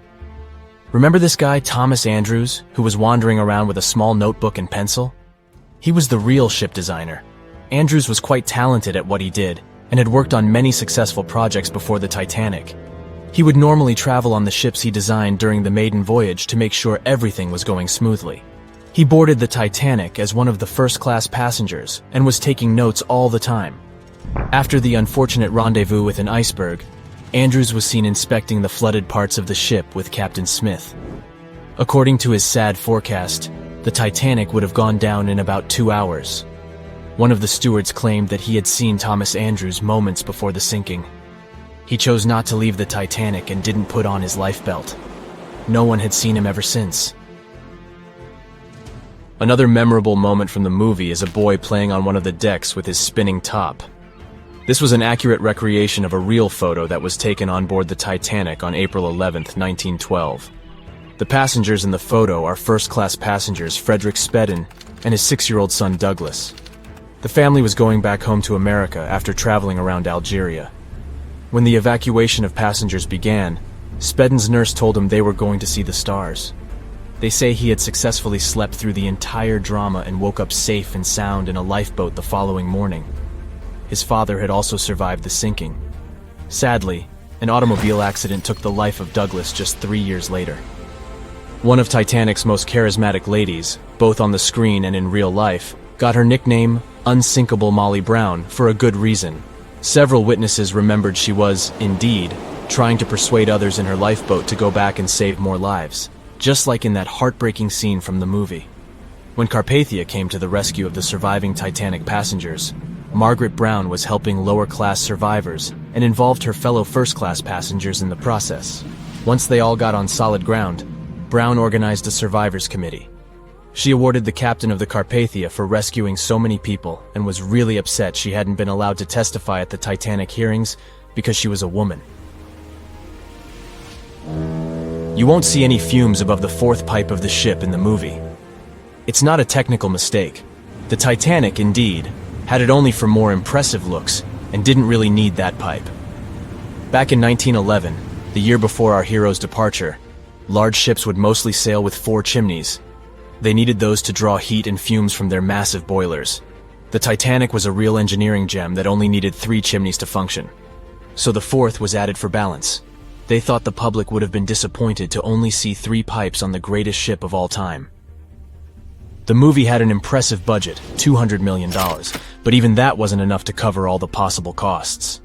Cameron knew they had to save some money, so they built the replica of the liner only on the starboard, which means the right side. They chose this side to make things look more realistic. The wind at the filming location was moving mostly from north to south, so with the fumes going out, it looked like the liner was actually moving through the ocean. But if you remember one of the first scenes with the Titanic departing from Southampton and people waving, you'll understand why the crew had a problem with it. The real ship was docked at the port, or left side, there. They found a brilliant solution and just flipped the scene horizontally to make it look real. The letters and buttons on costumes were reversed, and actors walked in the opposite direction for everything to be changed in post-production. One of the scenes I can't watch without tears is the elderly couple holding on to each other as they go down with the Titanic. The couple who inspired this heartbreaking episode were real people, some of the richest passengers of the not-so-unsinkable ship. They were Isidore and Ida Strauss, and they owned Macy's. When news of the disaster spread, they put on life jackets and ran to the decks along with others. Ida stepped onto the lifeboat, but Isidore refused to do so before all the ladies and little ones were there. Ida didn't want to leave her husband. She climbed out of the lifeboat and handed her mink coat to her maid, saying she would no longer need it. Isidore wrapped his arms around Ida, and they remained on the bridge of the ship until a huge wave swept them both into the sea. So the bed scene wasn't that accurate, and James Cameron later admitted he had taken some license as a director. You know this guy who was drinking from a flask next to the main characters as the ship was going down? His name was Charles Jugan from England, and he was in charge of 10 bakers, 2 confectioners, and a Vienna baker aboard. He was expecting to earn a real lump sum, and would have been one of the best-paid crew members if everything had gone well. The night the Iceberg hit, Joe Hinn was off duty, taking a rest in his bunk. He immediately woke up and sent his bakers to deliver bread to lifeboats. He then returned to his room for a drink. Once he came back on the deck, he helped others get in his assigned lifeboat. There was no more room for Charles inside, so he ended up on the outside of the rails of the ship. Finally, when the Titanic submerged, he just swam away, and as the sun rose again, he found one of the lifeboats and was rescued by Carpathia. The contents of the flask must have helped him survive. The well-dressed man who decided to stay on the Titanic forever was American businessman Benjamin Guggenheim. That last name probably sounds familiar. And yes, he was from that famous family. Guggenheim was traveling with his valet, his significant other, a singer from France called Leontine, her maid, and their chauffeur. They all boarded the Titanic in France during one of the short stops it made after leaving Southampton. When disaster struck, Benjamin was helping the ladies get in their lifeboat. He reportedly said they were only saying goodbye till the next day. He was sure the ship would be quickly repaired. After helping many women and youngsters get in the boats, Guggenheim chose not to fight over the remaining seats. He and his valet returned from the decks to their first-class suite and put on their finest suits to go down like gentlemen. It seems like we all cried watching the heartbreaking goodbye of Jack and Rose from the Titanic. Oops, spoiler, sorry. But the real-life stories from the sinking of the famous ship were no less touching. Joseph Laroche was born in 1886 in Haiti to a wealthy family. He was growing up without a dad, but his mother was a self-made woman and a respected merchant. His uncle was the head of his country. Joseph was fluent in French, Creole, and English. At the age of 15, Joseph realized he wanted to become an engineer. There were no engineering schools in Haiti, so he moved to France to get his education. The journey took him a whopping 83 days. Still, in his student years, Joseph met Juliet in a suburb of Paris through a mentor. They soon became friends, and then it grew into something bigger. The couple decided to get married. There was only one problem. Joseph couldn't find a well-paid qualified job even after completing his studies because of racial discrimination. The intelligent young man realized he could do better. Plus, he needed to provide for his growing family. His third kid was on the way. His uncle back in Haiti promised he'd help Joseph secure a job as a mathematics professor. His mother was overjoyed that her son and his family would be living in Haiti. She bought them first-class tickets for the French liner La France as a reunion gift. But that liner had really weird rules separating parents from their offspring for meals. The Laroches didn't want to leave their youngsters and make them feel sad on a trip across the ocean. So they decided to trade their first-class tickets for La France for second-class tickets for RMS Titanic's maiden voyage. The Titanic was all the hype, and it didn't separate families, so it looked like a great deal. They planned to change for another ship in New York that would take them straight to their final destination in Haiti. The family boarded the Titanic on April 10, 1912, at Cherbourg. They had 3 days to enjoy the luxurious staterooms, a dining salon, a library, and 3 outdoor promenade decks available to second-class passengers. Juliet sent a letter to her father from Titanic's final stop in Queenston, Ireland. She told him they were more than happy with the accommodation. They had 2 bunks in their cabin and a couch that converted into a bed for their youngest family members. The family made friends with some nice co-passengers with whom they had traveled together from Paris. She thought they had been the only other French people on board, so they sat together for meals. Juliet mentioned they had all spent time together on the deck of the liner. She also wrote the people on board were friendly, although some sources say the family had gone through quite a lot of mean stares, gossip, and remarks. On the night of April 14th, their exciting journey came to an abrupt end. Even though Titanic's wireless operators had received warnings about drifting ice from nearby ships, the liner continued to plow ahead at full throttle. It was around 11:40 p.m. when Titanic's hull collided with the Iceberg around 370 miles off the coast of Newfoundland.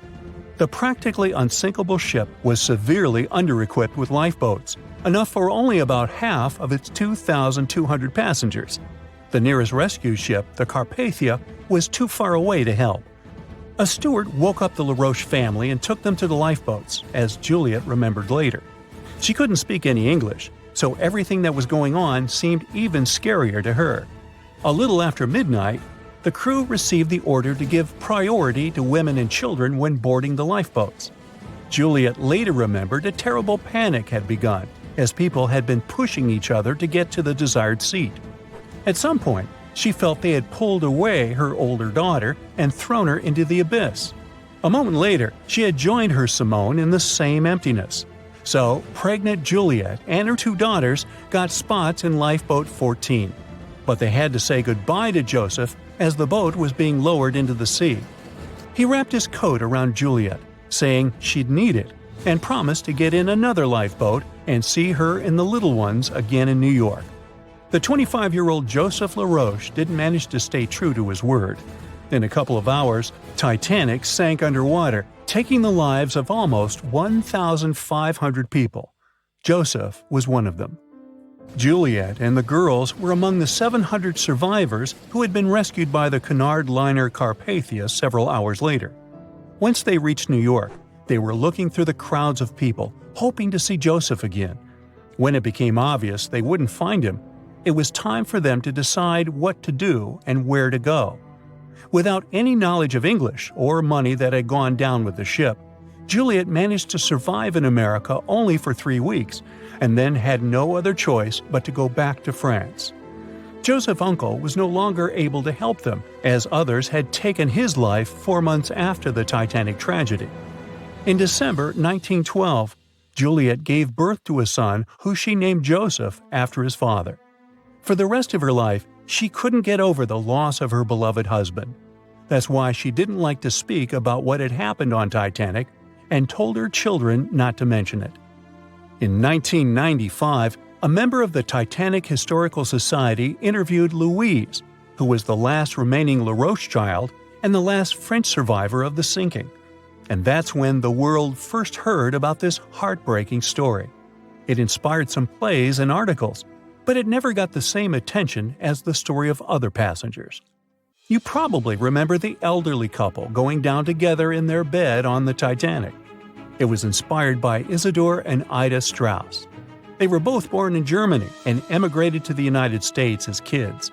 They met in New York and got married 5 years later. Isidor started a china and porcelain business with his brother that grew into the glassware department at Macy's and turned them into multimillionaires. Isidor and Ida were well known in New York, not only for their wealth and charity, but also for their love and devotion to each other.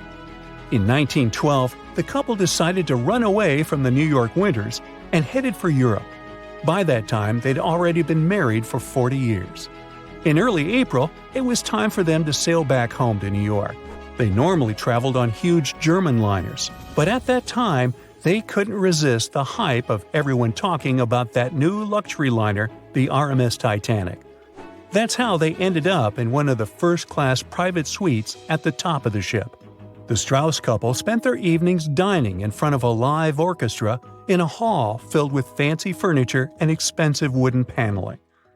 On the night of April 14th, they felt a slight tremor and then left their private suite and waited for instructions from the crew.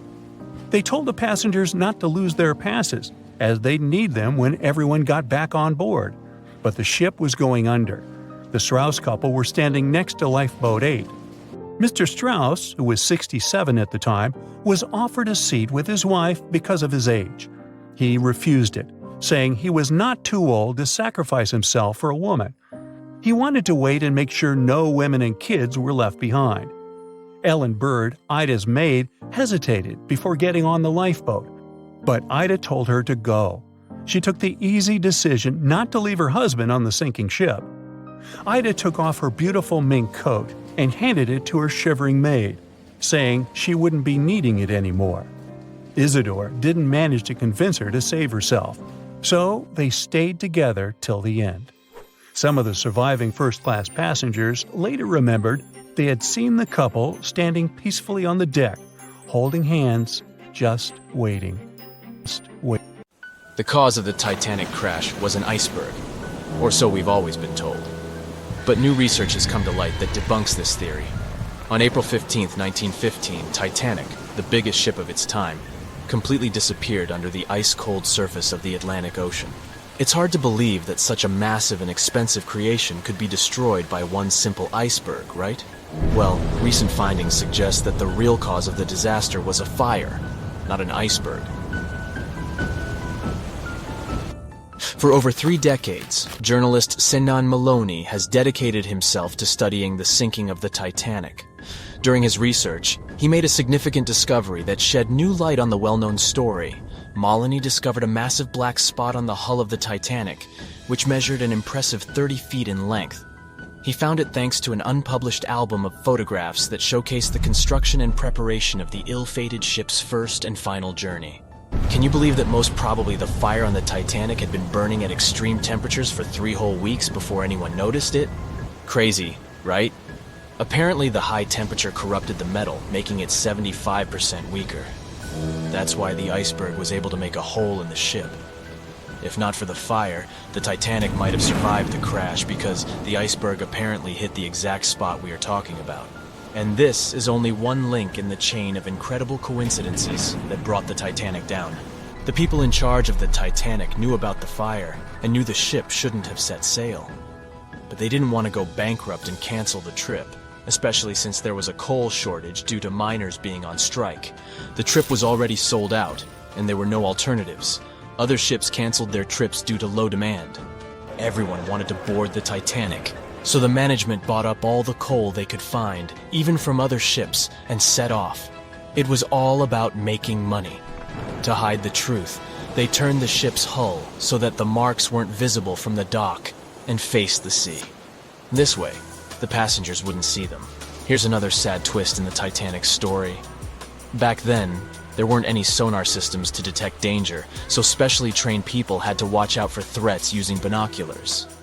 But the binoculars on the Titanic were locked away in a special compartment, and the only person with the key, Second Officer David Blair, was replaced last minute before the ship took off. He forgot to hand the key over to his replacement. This mistake wasn't discovered until 3 days later when the ship was already at sea. If they had the binoculars, they might have seen the iceberg in time and avoided the crash. But even if they had the binoculars, they might not have been able to avoid the crash because the Titanic was going faster than it was supposed to. They were behind schedule and didn't want to ruin the ship's reputation, so they were going way beyond the speed limits the ship's construction could sustain. One of the biggest mistakes made on the Titanic was the decision to not include enough lifeboats. Even though the ship needed around 60 of them to contain all the passengers, it was only equipped with 20. The designer, Alexander Carlisle, had initially planned for 48 lifeboats, but this number was reduced for aesthetic purposes. Apparently, having too many lifeboats would have made the deck look too cluttered. These 20 boats were only able to hold a third of the passengers on board, which was not nearly enough to save everyone in the event of an emergency. What's even more shocking is that this number of lifeboats was technically legal at the time. Regulations for lifeboats were based on the tonnage of the ship, not the number of passengers. This means that even though the Titanic was carrying thousands of people, it still met the legal requirements for lifeboat capacity. Another serious mistake made by the crew was the decision to cancel the lifeboat drill scheduled for the day of the disaster. Lifeboat drills were standard practice on ocean liners at the time, but for no apparent reason, Captain Edward John Smith chose to cancel it. This meant that passengers were not prepared for an emergency, and the crew was not adequately trained to handle the situation. When the ship hit the iceberg, chaos ensued, and it took over half an hour to launch the lifeboats instead of the usual 10 minutes. Some folks put the blame on Captain Smith for the fact that the first set of lifeboats left partially empty. The very first lifeboat, which had seats for 65 people, only carried 27 passengers. There is an objective reason for this. At the beginning, people were reluctant to abandon the ship and didn't understand the gravity of their situation. In 2012, researchers uncovered that Captain Smith failed his initial navigation exam. Although he eventually passed, some people wonder if this could have played a role in the disaster. During the Titanic's final moments, the crew attempted to send out distress signals to nearby ships, including the Californian. However, the Californian failed to respond to the flares shot into the sky, and the captain ultimately lost his job as a result of this negligence. However, recent research has exonerated the captain and proved his innocence. It turns out that light refraction, caused by layers of cold air below warmer air, created mirages that distorted the signals from the Titanic. This phenomenon had been observed by other ships sailing in the area and is now believed to be the reason why the lookouts on the Titanic missed the iceberg completely. Historian Tim Malton supports this theory and has further contributed to our understanding of this event. It's unfortunate that the captain of the Californian lost his job due to circumstances beyond his control, but it's better late than never that his reputation is cleared. Whatever the reason for Titanic's crash was, it still keeps the minds of scientists busy to this day. But let's see what the buzz was all about. What made the Titanic so famous and unique? The Titanic was massive, standing at 175 feet tall and nearly 900 feet long. The ship was so enormous that even the officers took over 2 weeks to memorize all the decks and passageways. You could be walking miles along its corridors. The construction cost of the ship was a whopping $7,500,000, which would be equivalent to about $166 million in the mid-2010 ES, due to inflation. Interestingly, the production cost of the Titanic movie in 1997 was even higher at $200 million. Building the Titanic was no small feat, and it required a labor force of 3,000 men who worked 6 days a week for 26 months. The job was difficult and dangerous, and workers had to complete tasks at the height of a 20-story building without safety ropes. Nevertheless, they were paid a competitive wage of £2 a week, which was considered good pay at the time. The inside of the Titanic was inspired by the luxurious Ritz Hotel in London. The most impressive feature of the ship's interior was the grand staircase, which extended through 7 of the ship's 10 decks. The staircase was adorned with ornate paintings, bronze cherubs, and oak paneling. The first-class passengers had access to an impressive array of facilities, including a heated swimming pool, Turkish bath, gym, squash court, beauty salon, and even a stylist to help them prepare for dinner. First-class passengers on the Titanic were pampered to an extraordinary extent. They had their own onboard newspaper, the Atlantic Daily Bulletin, and even their dogs were taken care of with a special area where they could be fed, walked, and trained during the voyage. The first-class meals were a grand affair, with 13 courses and a different wine for each course. These dinners could last up to 5 hours, and they were certainly something to look forward to. With such opulence and luxury on board, it's not surprising that so many people were eager to take the first trip on the Titanic.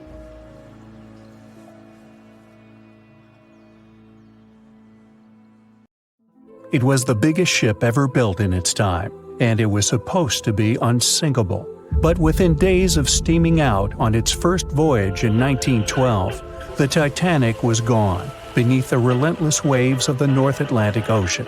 And of its more than 2,200 passengers and crew, only 706 survived that dreadful night. Would a smaller ship have fared any better in the same situation? Did the size of the iceberg truly matter in the end? Was it a mistake for the ship to change course at the last minute as it tried to avoid impact? These are 3 questions that have people pondering, what if? We do know that Titanic was considered an engineering marvel in its day. Designed by Thomas Andrews for the British shipping company White Star Line, it was just over 880 feet long and 175 feet tall. Built with abundant space for 840 staterooms, a swimming pool, a squash court, a gym, and 2 dining rooms.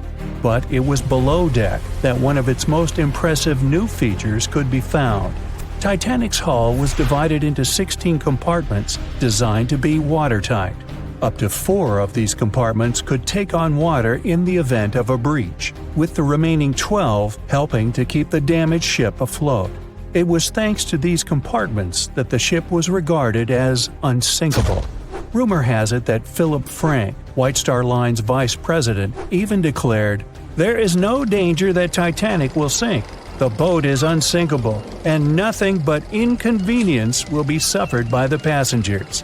On April 14, 1912, that proved to be mistaken when Titanic struck an iceberg.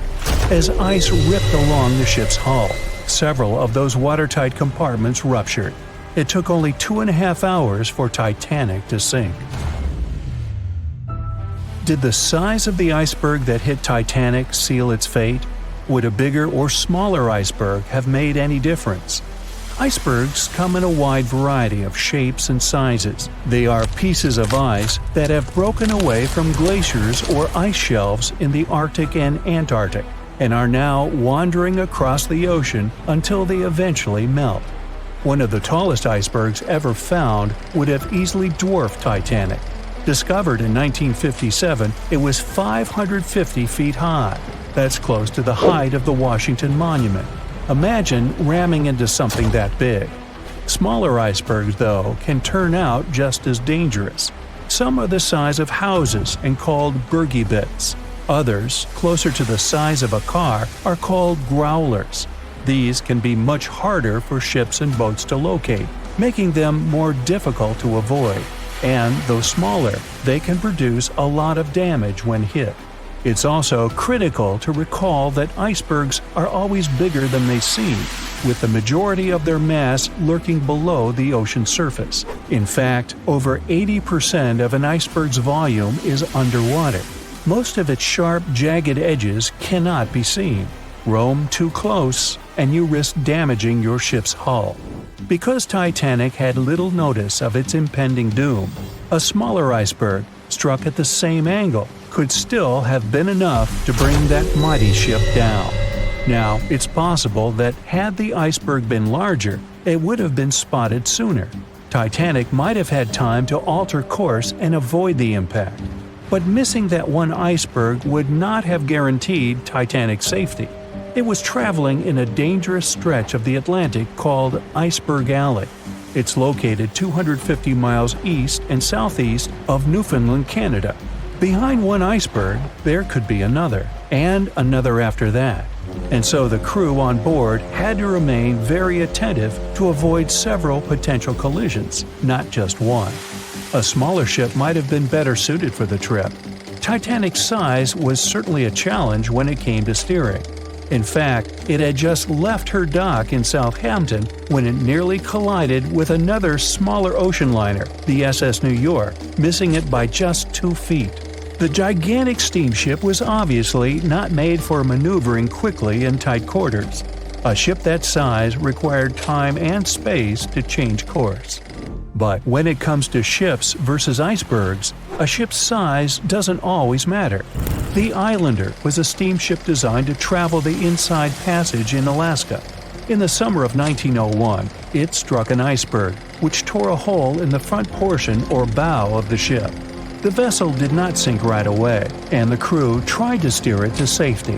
Ultimately, its bow completely submerged, and its stern was lifted up and out of the water. It didn't take much longer before the ship sank completely. Of the 168 passengers and crew members, 128 survived, and $3 million in gold was lost. Islander had a 240-foot hull, making it almost a quarter of the size of Titanic, and that smaller size didn't seem to be much help in preventing a collision with an iceberg. And then there was the Hans Hedtoft in 1959. Also known as the Little Titanic or the Danish Titanic, it was referred to as the safest ship afloat. It was 272 feet long with 95 people on board. Much like the real Titanic, the Hans Hedtoft was specifically engineered to handle most of what the sea could throw its way.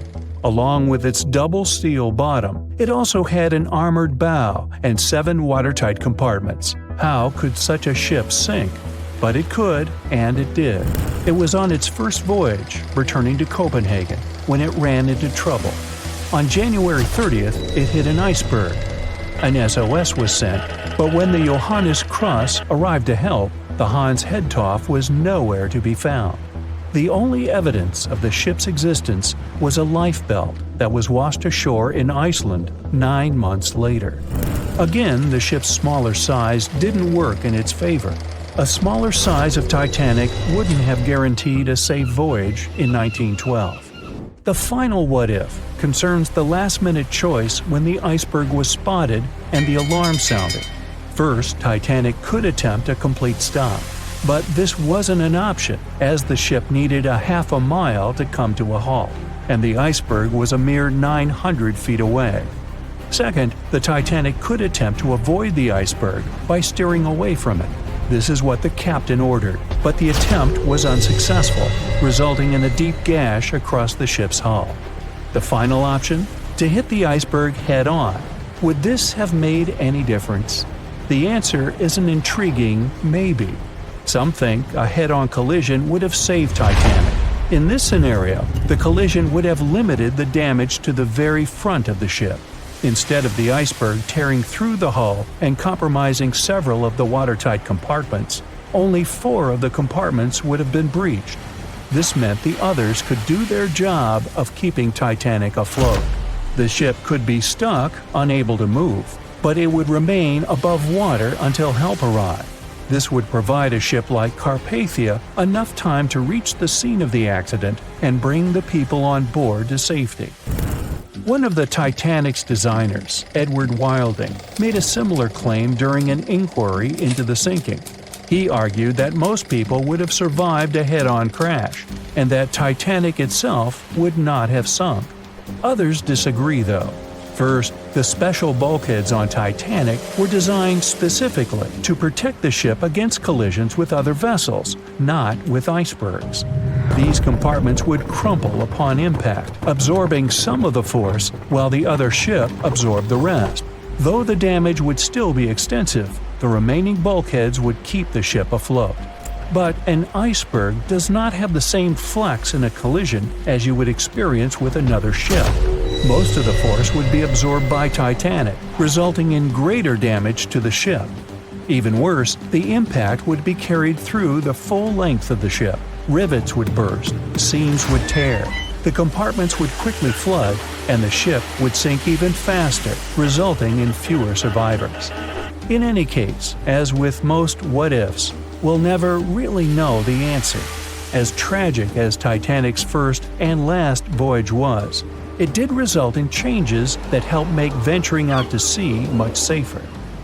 Findings from hearings on the disaster led to the creation of the International Ice Patrol, or ICC, in 1914, an organization that tracks icebergs in the Atlantic and Arctic Oceans to ensure vessels in the area can avoid them. In the US and Britain, ships were obligated to carry enough lifeboats to accommodate every person aboard. Regular lifeboat drills were made mandatory. And finally, the bulkheads on ships were made higher to keep water out, and bottoms were stretched to create double hulls, helping make the compartments truly waterproof. There's no denying that Titanic was a terrible tragedy, but the lessons learned from that night to remember has helped prevent many more. Titanic sank on April 14, 1912. And all of the passengers' belongings and ship's paraphernalia went down into the deep, dark waters with it. These objects patiently waited to be discovered until 1985. Titanic sank fast, and there seemed to be almost nothing left from the ship. Yet divers in small submarines managed to retrieve plenty of artifacts from the wreckage. If you wonder what those surprising items look like, hey, join me. A number of museums have collections of Titanic items rescued by divers or donated by survivors and their relatives. And some of those items are even sold at auction. So if you're ready to spend a pretty penny on an exclusive artifact, hey, why not? The first artifact on my list is a pocket watch belonging to a Titanic passenger, John Chapman. John and his wife Elizabeth were on their honeymoon. When the ship hit the iceberg, Elizabeth was offered a seat on a lifeboat next to her friend Emily Richards. There was a problem, though. Mr. Chapman couldn't enter the lifeboat. Elizabeth turned to her friend Emily and said, "Farewell. If John can't go, I won't go either." Now, that's what I call true love. After a short time, the ship went under. If we step back and return to Chapman's pocket watch, we'll notice one more heartbreaking detail. Experts believe the watch stopped around the time the ship finally submerged. Do you remember the iconic scene in the Titanic movie where the ship's band continued to play while the ship was sinking? The violin, played by the real musician, was sold in an auction for $1.7 million in 2013. They say the band played "Nearer My God to Thee" as the ocean liner sank. Since we started talking about the band, we might as well shed light on a piece of music found on the ship. It was the song "Put Your Arms Around Me, Honey." Considering the fact that paper gets ruined almost instantly when it meets with water, it's a miracle to see those documents. Another saved paper document is the lunch menu. The first-class passengers wore their beautiful dresses and enjoyed their meals without knowing that it was their last lunch. This unique item was auctioned for $122,000. Meals were offered based on class. For instance, a first-class passenger would eat roasted turkey with cranberry sauce, spring lamb, or baked haddock. In comparison, a third-class lunch consists of stuff like rice soup, fresh bread, roast beef, and brown gravy. There were also cabin biscuits, which the passengers would eat to diminish seasickness. It wasn't just the menu. A VIP ticket was also retrieved. The ticket number is still readable, 1342. Number 5 is Edwardian perfume samples. A chemist named Adolf Saalfeld stepped onto the Titanic with various perfume bottle samples. Why did he bring these samples with him? Well, Saalfeld planned to open a fragrance store in America. 61 vials of perfume sank with the ship. Luckily, their owner managed to survive and get there safely, but his samples sank and were only rediscovered some time ago by the divers. When we accidentally drop a plate, it usually shatters into pieces. Now, there's a question. Do you think an unbroken plate can be recovered from Titanic? The answer is yes.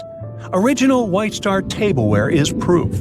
Apparently, each class of passengers didn't just get different meals, but was also served with different types of plates. The retrieved plates have a green and brown floral motif. The edges have a gold rim, and there's a logo in the center. By the way, they're sold at auction, and you can find them online. Let's carry on with touching personal stories. The love story of Rose and Jack that we see in the movie is fictional, but the ship surely witnessed many romantic tales. Here's a love letter to prove this. The messages tell us a story about how life was on the ship during the last few days. It was written by Kate Buss on April 10th. She mentioned how seasick she felt and other things, such as she was supposed to go to dinner in a half an hour. This letter wasn't the only letter divers took to the surface. For example, there's the letter Esther Hart wrote to her little daughter Ava. It was sold at auction for £119,000. This letter is probably the last letter written on board, since it was completed only 8 hours before the tragedy. The letter is not that damaged because it was in the pocket of Esther's husband's coat. Another letter we can mention is Dr. John Simpson's letter. Those words were the last words that he wrote to his mother. Let me introduce you to Edith Rosenbaum. She was on the ship with her lucky toy pig. Edith had been severely injured in an accident before she sailed on the big ship. The toy was a present from her mother as moral support for her recuperation process. It was actually a music box in the shape of a pig. Edith used it to calm frightened young people in the same lifeboat. The next item on the list is the scout whistle of Lillian Winifred Bentham. She was a second-class passenger. On that terrible night, Lillian was in her stateroom. She didn't believe that the Titanic could sink. After all, it was the unsinkable ship. Her friend came to her and convinced her to hop into a lifeboat. Only then did she realize how serious the situation was. Moments later, she saw the ship break into 2 parts. As the lifeboat floated into the night, Lillian saw a crewman who was also rescued. Without a second thought, she wrapped the man with her fur coat. It was freezing, so she probably saved the man's life by doing that. The young man wanted to thank her for her kindness, so he gave Lillian a scout whistle. It was the whistle he used throughout the night to call for help. This pair of white gloves is one of the rarest artifacts recovered from Titanic. These cotton gloves belong to a gentleman. The owner's identity is unknown. Fabric can't last underwater for decades, but these gloves look fine, and you can still see the fine detailing and elegance. An alarm bell has also been found. Yes, that's the famous bell, the one that rang to warn people about the iceberg. Frederick Fleet and Reginald Lee were on lookout duty the night of the accident. Both of them survived. Fleet was the one who saw the iceberg before the ship struck it. What's ironic is that Fleet and Lee didn't have access to binoculars. They were stored in a locker in the crow's nest, but the key to the locker was in the pocket of a crew member who was reassigned to another ship at the last minute and didn't leave the key. They could have seen the iceberg sooner if they had had pairs of binoculars. If they had had it, the Titanic could have gotten out of the way. Divers discovered not just belongings of passengers or the crew, but also pieces belonging to the ship itself. Our next artifact is the Grand Staircase. Some parts of this iconic structure are recovered from the wreck. Turns out that this staircase became a meeting spot among first-class passengers. If they wanted to visit the Turkish baths for a spa day or eat dinner, they met at the staircase and went together.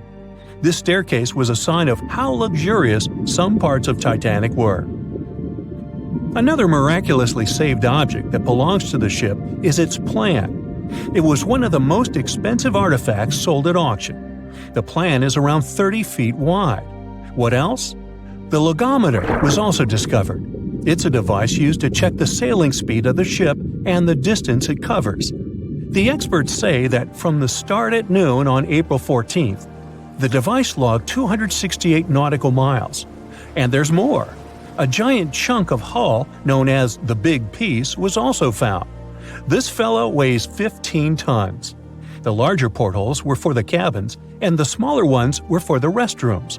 This piece was found in 1994, but it was in 1998 when it was successfully taken out.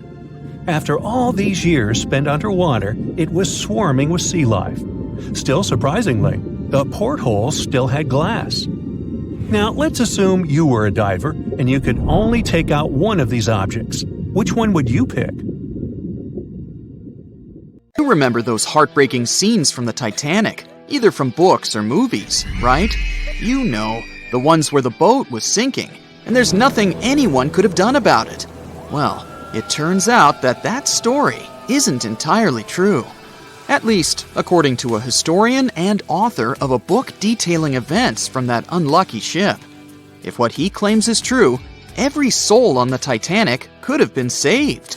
He wrote that the SS Californian and the SS Mount Temple were close enough to technically see the Titanic go down into the ocean, but they failed to act because they were afraid, or because they too had no idea what they were doing. Nobody thought the Titanic could ever sink back then, and it had everything you could imagine, from luxury lounges to a Turkish bath and even a squash court.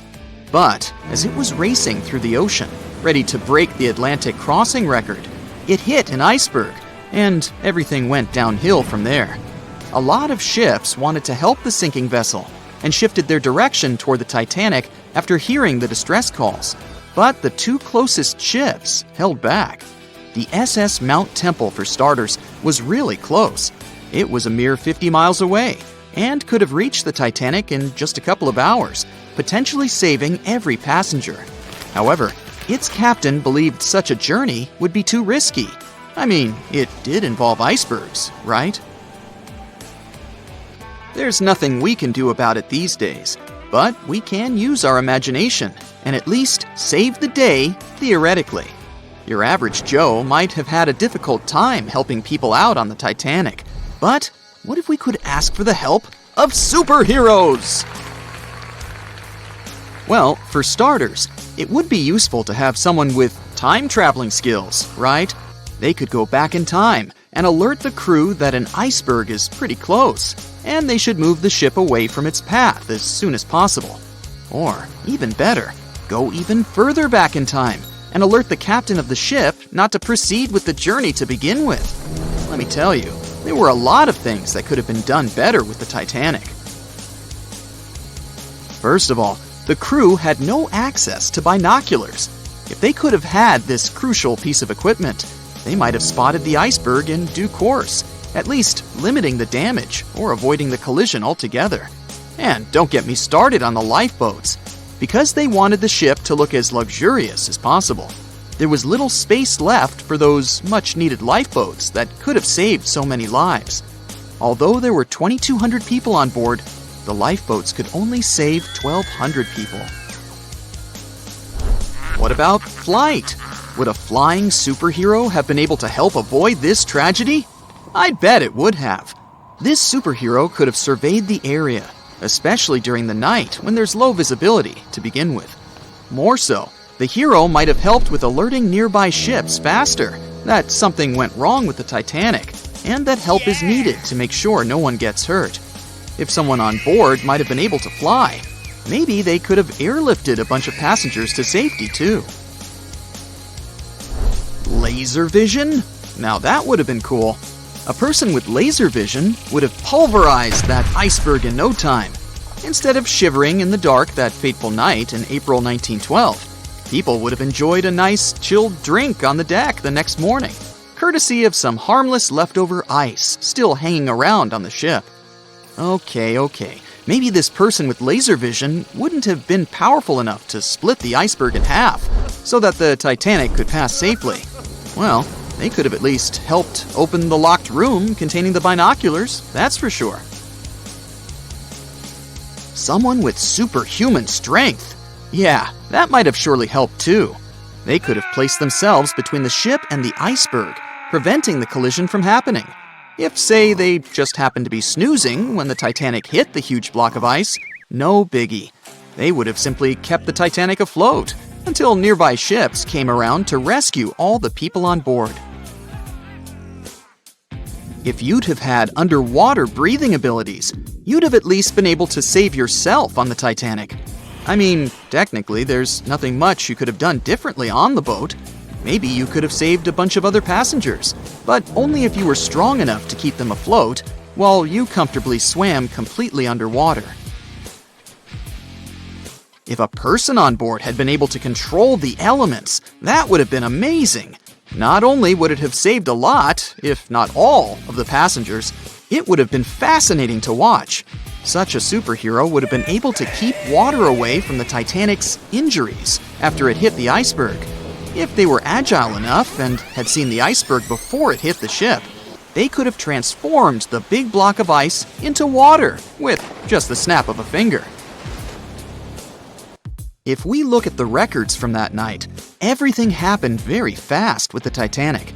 Wouldn't it have been nice to have someone on board who could slow down time? For the sake of the story, let's also imagine this person had a finely tuned intuition.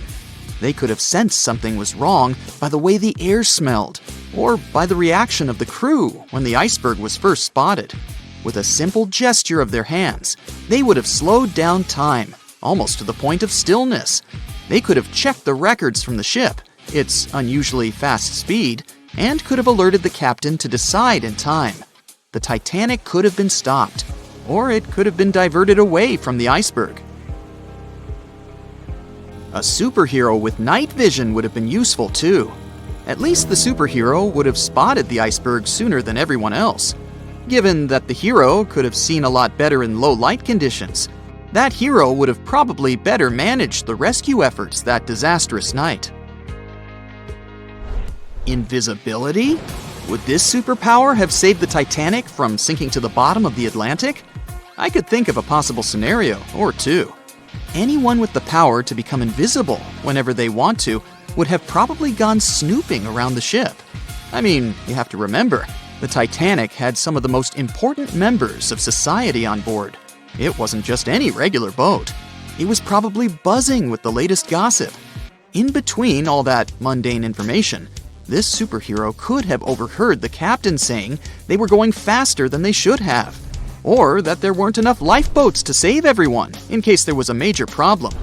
Who knows what this curious superhero might have done with all this information?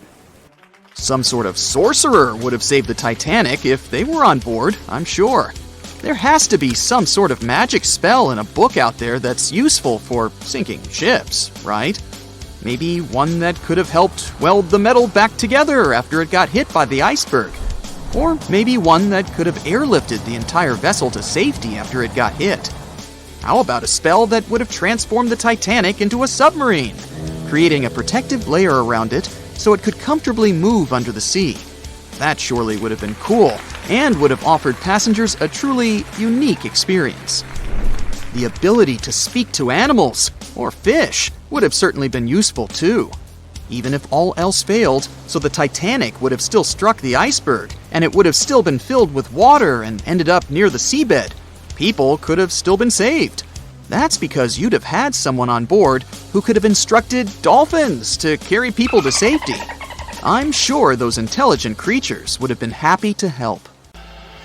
Everyone knows the story of the Titanic, but not many people know that Titanic had two sister ships, and that on the night of its sinking, one of them was rushing to help but didn't make it in time. Bad luck seemed to follow the trio of ships, but each one of them had glorious moments that live in the minds of those who sailed in them. Keep on watching to discover a story of awe, ingenuity, and ill fate And don't forget to click the subscribe button and turn notifications on to join us on the bright side of life. You know how the iceberg hit the Titanic, how the band played to the end, and how the whole tragedy unfolded, but before it happened, it would have seemed an impossibility for such a ship to meet the end it did. None of that could have been foreseen by White Star Line, the company who built the Titanic, who had high hopes for what the unsinkable ship and its sister ships, the Britannic and the Olympic, would accomplish. The Olympic was the first of the trio to make sail on June 11, 1911, heading towards New York. The sheer size of it would wow the crowds. The Olympic's maiden voyage went without incident, and a crowd of 8,000 people in New York got to explore its luxurious accommodations while it was docked there. There were high expectations for the massive ship, but just around 2 months later, the Olympic crashed with the HMS Hawke. The Hawke got the brunt of the damage, as the bow was left flat as a pancake. After the crash, the Olympic made its way slowly back to Belfast, where the Titanic was being constructed. On the dock, people could see the two enormous ships side by side, as parts of the Titanic were used to put the Olympic back in shape. A rare sight to behold. And on April 14, 1912, the Titanic hit an iceberg, and minutes later, the crew radioed nearby ships for help. That night, the Olympic was returning from New York when it received the distress signal. The ship turned around and rushed at full speed towards the Titanic, but they were so far away that they would have arrived next night. At some point during the early hours of April 15, 1912, the crew of the Olympic decided they wouldn't make it in time and stopped course. The survivors of the Titanic were eventually rescued by the Carpathia. Olympic was set up with lifeboats for all crew and passengers after the Titanic sank. It went from having 20 lifeboats to 64. Changes were also made to the watertight bulkheads, and an extra hull to construct a type of double hull was installed. It was determined that a double hull would have kept the Titanic from sinking. For several years, Olympic was used in the war effort against Germany. Throughout the years, Olympic carried over 200,000 passengers, which included thousands of Americans fleeing from Europe and troops battling during World War I. One of the most significant moments for this ship was when it struck a German submarine and sank it. It was discovered that the submarine was preparing to fire a torpedo on the Olympic before Olympic rammed it. The Olympic ended up sailing the seas for 3 decades, which earned her the nickname of the Old Reliable, despite some previous accidents. It went on to help the survivors on the HMS Audacious when it was sinking, and do what it couldn't for its sister, Titanic. Eventually, bad luck caught up with the Olympic. The ship crashed with the Nantucket Lightship, and the crash signaled the beginning of the end. Beaten up, and after years of service, the Olympic was demolished and scrapped for parts. The Old Reliable saw many years of service and thousands of passengers, but the Britannic's journey was shorter-lived. When the Titanic sank, White Star Line was faced with a problem since they already had another enormous ship in the works. White Star Line began construction on the HMHS Britannic on November 30th, 1911, around 4 months before the Titanic sank. Although the Britannic was the youngest of the trio of ships, having been constructed last, it was also the biggest. They intended to name it Gigantic, but after the Titanic's disaster, they changed the name to Britannic, since they considered it to be a lucky name. With the Titanic sinking, the White Star Line underwent rigorous investigation, and many changes were made to the Britannic's design. The Britannic looked very similar to the Titanic, and it had what was at the time the largest marine turbine in the world, able to reach faster speeds than the Olympic. With Titanic's fate fresh in their minds, everything possible was done to ensure the safety of this newer ship. The Britannic was eventually launched on February 26, 1914, almost 2 years after Titanic met its end. After the Titanic's disaster, the White Star Line wanted the Britannic to redeem their name. The Britannic was on its way to becoming a successful ship. It transported passengers for over a year and a half when the British government requisitioned it and turned it into a hospital ship during the beginning of World War I. The ship became an even more impressive sight to look at. It was painted all white, with enormous red crosses on its side to indicate it was a hospital ship. One of the ship's surgeons, Dr. J.T.H. Beaumont, thought of it as the most wonderful hospital ship that ever sailed the seas. It could treat as many as 3,309 patients at once. This is how the Britannic became His Majesty's Hospital Ship, or HMHS Britannic. Though the sight of this magnificent ship must have put a smile on a wounded soldier's face or two, the Britannic didn't operate for long. Just a year after it was turned into a hospital ship, the Britannic was making its way through the Aegean Sea to pick up wounded soldiers, when it was struck by a loud explosion. The passengers didn't know what had happened, but headed to the deck to disembark. It is unclear what hit the Britannic, but the general consensus is that it was struck by a mine left by a German U-boat, though some still believe a torpedo hit it. The captain tried to move the ship to a beach close by, but the ship was sinking fast. In the desperation, against the captain's orders, several crew members launched lifeboats and disembarked. But since the ship was moving and the propellers working, the lifeboats were sucked and destroyed by the propellers. Though so much effort had gone in to ensure the Britannic was safer than the Titanic, whatever explosion occurred left the Britannic in the same dire condition as the Titanic in just 10 minutes. In a cruel twist of fate, it also sank in the ocean. Unlike Titanic's enormous death toll, only 30 people perished in the sinking of the Britannic, and over 1,000 survived. So many people survived because the accident happened in the morning, when the temperature of the water was warmer and the Greek island Kea was close by to offer help. In the end, the Britannic only sailed the seas for over 2.5 years. The bad luck that followed the Titanic and the Britannic and the accidents and demise of the Olympic was remarkable. But what was most impressive is that there was a woman who sailed on all 3 ships and survived. Violet Jessup was a crew member and nurse aboard the ships. She was there when the Olympic collided with the HMS Hawke in 1911 and disembarked safely. 2 years later, she escaped the sinking of the Titanic in lifeboat number 16, and she showed some women it was safe to board the lifeboats. You'd imagine that would be enough to keep her from ever getting on a boat again, but not for her. A few years later, she served as a nurse in the Britannic while it was used as a hospital ship. When the explosion occurred, Violet jumped overboard, was pulled under by the water, and hit her head on the keel but survived. Can you imagine her experience? She must have had nerves of steel. All in all, the trio of ships saw journeys of triumph and tragedy. Ill fate might have followed them, but all the survivors were left with incredible stories to tell. So tell us, Brightsiders, would you have liked to have seen any of these ships in real life?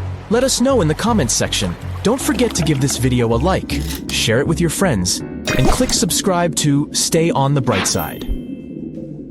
No one could ever have imagined that the unsinkable Titanic would collide with an iceberg, except for one man, William Thomas Stead. Well, not directly, of course. It's not like he jolted out of bed one day, envisioning the fall of the Titanic. Rather, he wrote an empowering short story called How the Mail Steamer Went Down in Mid-Atlantic by a Survivor on March 3, 1886, 26 years before Titanic sank. Okay, let's do a super quick recap. Titanic was traveling from Southampton to New York in April 1912 in the North Atlantic.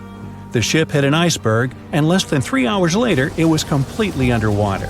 Out of 2,208 people on board, just 706 survived due to the limited number of lifeboats and icy cold water. Another passenger ship, Carpathia, heard the distress call, picked up the survivors, and brought them safely to New York. The short story William Stead wrote was about Thomas, a British sailor, who got on a passenger liner bound for the U.S. At one point, the protagonist realized there weren't enough lifeboats for everyone on board the ship in case something happened. A couple of days later, heavy fog covered everything in sight. Luck was not on the liner's side, and it collided with a stray ship, just like Titanic struck an iceberg. Only 200 out of the 916 people made it safely to the U.S. The main character managed to survive by jumping into the water and climbing into one of the lifeboats. Now, you'd think that the story riled up everyone in the industry to add extra lifeboats on ships. But sadly, it received very little attention when it was published. Even more tragically, William Thomas Stead was on Titanic when it sank, and he didn't make it. The survivors who knew Stead mentioned that he had always been cheerful and had loved to chat during meals. He complimented the ship's design and how sturdy it was. Witnesses also talked about how he had been helpful when the ship had been sinking, having given his life jacket to someone else. He was a journalist by profession and was on his way to New York for a ceremony. One of his most important contributions to modern journalism was the use of illustrations in every newspaper article. He also introduced newspaper interviews, and they're still used to this day along with illustrations.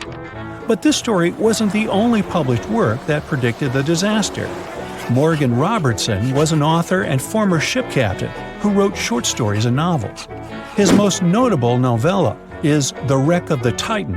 It's also known as Futility. The book was written in 1898, 14 years before Titanic. It was a fictional story about the Titan, an ocean liner similar to Titanic, which was crossing the North Atlantic. It's also a coincidence that Titan was just as fast as Titanic and shared many other similarities, like size and design. The book described it as unsinkable and the largest ship to hit the ocean at the time. That's what they said about Titanic, too. Another eerie similarity was the limited number of lifeboats it had.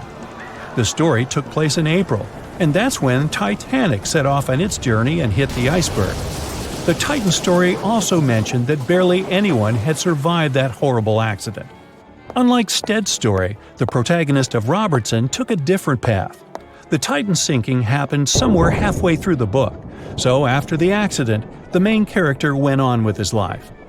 The book was brought back into the spotlight after the Titanic disaster. How could someone describe the events that took place almost a decade later so accurately? Many started to believe Robertson could see the future. But the reality was that Robertson knew his way around a ship. It was easy for him to write down the nitty-gritty of things without doing more research. Realistically, one of the biggest threats for ships at that time was hitting an iceberg or colliding with other ships. The next story sounds somewhat mysterious. Once, Alex Mackenzie heard a voice that warned him not to board Titanic. But when he turned around, there was nobody there. As he continued walking, the voice spoke to him again. But this time, it was louder and more distinct. He took the warning seriously and decided to cancel the trip and go back to Glasgow, Scotland, his hometown. His grandparents weren't too happy to find him back home instead of on Titanic. After all, the ticket was very expensive. That disappointment very soon disappeared when they heard that the ship had struck an iceberg. John Coffey was a member of the crew of Titanic, but he decided to ditch the ride when the ship stopped at his hometown in Queenstown, Ireland. His inner voice told him to get off the liner, and he did. He was only 23 at the time, and for someone his age, it could be a major career boost and an opportunity to grow. Despite the horrible tragedy, the guy signed to work with the RMS Mauritania just months after the Titanic sinking. Talk about commitment. Some added info was revealed about what may have contributed to the fall of Titanic. The constructors insisted that the ship was unsinkable, but many people later theorized that the vessel's steel plates had been too frail for the freezing Atlantic water. It may have caused the rivets to pop, allowing ocean water to seep inside. Another theory is that there may have been a fire in the hull of the Titanic that had been raging for 3 weeks before the voyage. The fire softened the steel, allowing the iceberg to cut through it like a hot knife through butter. Some pictures before the ship set off on its journey show black marks on the hull, which could have been caused by fire. Either way, the iceberg would have caused significant damage in any case, no matter if there was a fire or not. Some people also blame those who designed the Titanic. The ship was built with large joints at the bottom, which probably snapped easily during the collision. Of course, these are all theories, but we know for a fact that the iceberg was the main character of this drama, and that the works of Stead and Robertson should have been taken seriously. Either way, this should be a lesson for the future, helping to prevent similar tragic accidents. By the way, ocean liners and passenger ships wouldn't exist if it hadn't been for Thomas Newcomen. In 1712, he invented a steam engine that was so strong it could produce enough energy to power a ship. And a century later, in 1819, the first steamship traveled across the Atlantic Ocean to Liverpool, UK. It only took the vessel 29 days to cross the ocean. The passenger ship industry boomed in the early 1900s when it became easier for people to move to America or go on holidays. As decades rolled by, the use of aircraft stole the spotlight from passenger ships, since planes were faster and more efficient. Nowadays, it's quite rare for a passenger ship to collide with anything in open water. Modern technologies can detect anything that can pose a threat and even predict stormy weather. Cruise ships these days are giants compared to the vessels of Titanic's era.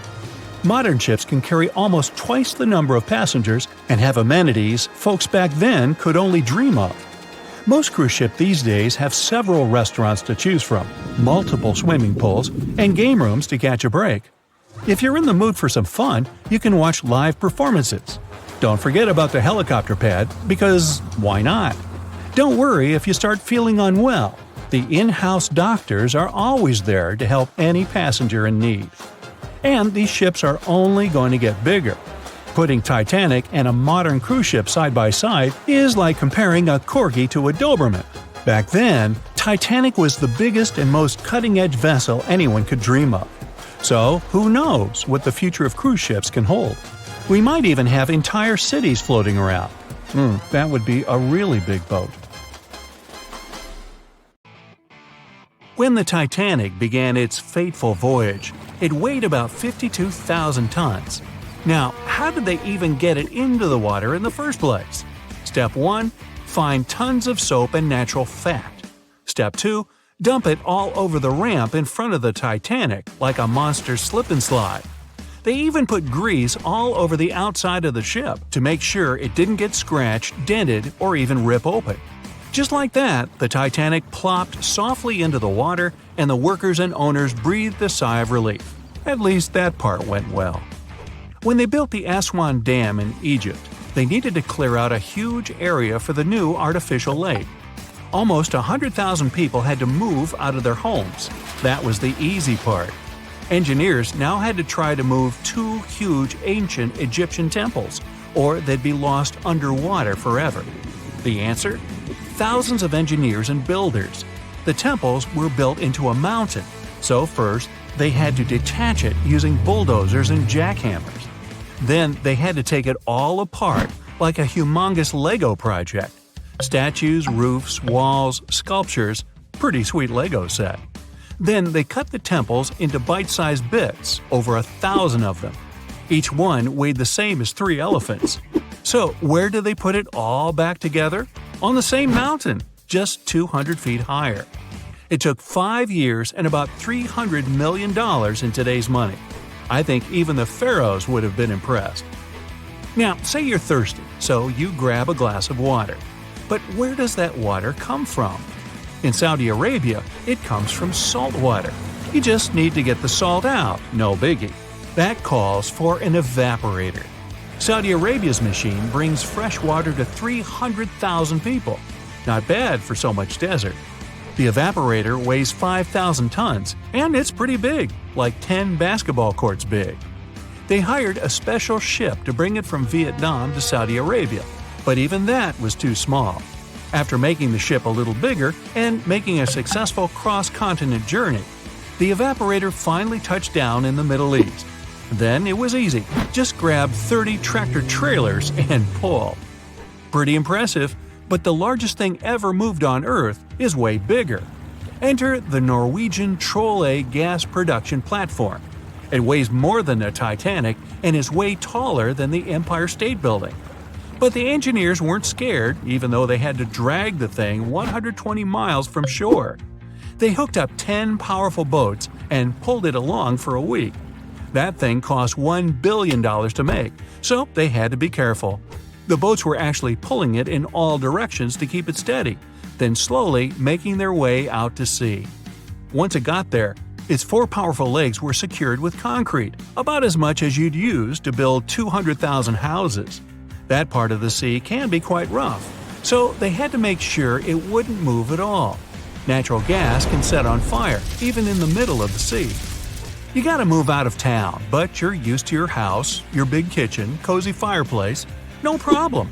Take your home with you. About 500 years ago, an Italian architect was constructing the local city's administration building, but the local church bell tower was getting in the way. The solution? Pick up the tower and move it. The architect built a wooden frame around the tower and shifted it using ropes, blocks, and a lot of people power. Since then, a lot of buildings have been moved around, but what happened in China changed everything. In 2004, engineers shifted the Fu Gang building about 120 feet. It was the heaviest building ever moved, but it only took 11 days. They worked day and night to get it done so fast. 10,000 years ago, a meteorite fell on Greenland. It was the only source of iron for the local people, who started breaking pieces off to make knives, harpoons, arrowheads, and even jewelry. Talk about good luck. Over time, the locals split the meteorite, named Cape York, into a bunch of pieces. Arctic explorer Robert Perry wanted to bring the biggest piece back to the U.S. So, how do you move 30 tons of space rock without trucks or paved roads? Plus, it's 1897 and freezing cold. It took 3 years, but he did it. He ended up building a railway with a special platform to pull it to the nearest shore. It was the first and last railway in Greenland. Perry sold the meteorite for $40,000. Today, that would be about $1 million. In 2012, artist Michael Heiser erected a 340-ton boulder over the entrance to the LA County Museum of Art. It was called Levitating Mass. Installing it was easy. Getting it there, not so much. They had to use a 290-foot trailer and 6 different trucks. They only drove at night 100 miles through 22 cities. The most insane part, it ended up costing $10 million. The Swedish ship Vasa, built about 400 years ago, was almost a celebrity. People were amazed by its size, beautiful decoration, and gold sculptures. First time out to sea, it sank. Why? A gust of wind. Oops. Anyway, about 80 years ago, they decided to pull it out. One plan was to fill it with ping pong balls and freeze it in a block of ice. But instead, they just tied some ropes around it and used 18 lifts to drag it along the seabed to a shallow area. From there, it was pretty easy to lift it out. It was mostly made of wood, not much metal. The ship survived quite well because of the cold seawater and even floated by itself. The shuttle Endeavour flew 25 missions into space, and in 2012, NASA decided it deserved a break. Its retirement home would be the California Science Center. The massive shuttle was loaded onto trailers and driven through LA at the amazing speed of 2 miles per hour. It was the first and probably last time that a spaceship would drive through a big city. They had to clear a pretty big path and ended up chopping down a lot of pesky things like lampposts, traffic lights, power lines, even over 400 trees. But don't worry, they raised a lot of money from the whole thing, enough to plant over 800 new trees. The Statue of Liberty wasn't built in the USA. It was built in France. After 9 years of hard work and a serious amount of copper and iron, she was ready to be given to the United States as a token of friendship. Sending it by mail would take way too much bubble wrap, so they decided to ship it instead. The statue was cut into 350 pieces, loaded into crates, and shipped over to New York. It took them 4 months to assemble all the pieces back together. Talk about Humpty Dumpty. Meet Bagger 288, a self-propelled excavator and the largest land transport on the planet. This beast can shift thousands of cars worth of dirt a day. It finished work in one quarry and had to move on to another. Taking it apart, shipping it, and putting it back together would have been ridiculous. So it just drove over there. It took 3 weeks and only moved at half a mile per hour. To stop it from wrecking everything it drove over, engineers walked ahead, planting grass and covering roads with gravel and dirt. Now, you're walking down the street in France, see a couple of cafes, maybe a nice bakery, and the world's largest gas turbine, named Harriet. Harriet's job? Keep the lights on in over 700,000 French homes. This mammoth turbine weighs as much as 2 jumbo jets and had to travel through France, Germany, Belgium, and the Netherlands. Hey, let's go Dutch! The Great Pyramid of Giza in Egypt is made up of more than 2 million huge blocks of stone. No trailers, no tractors, just some good old-fashioned muscle power. Each block weighs more than 2.5 tons. That's like 30 of me. These guys didn't even have strong metals like iron or steel. They mostly used pieces of wood and stone hammers. The year was 1854, and the SS Arctic, the fastest passenger liner of its time, set out to cross the Atlantic. As it sailed through the misty veil, it slowly disappeared into the unknown.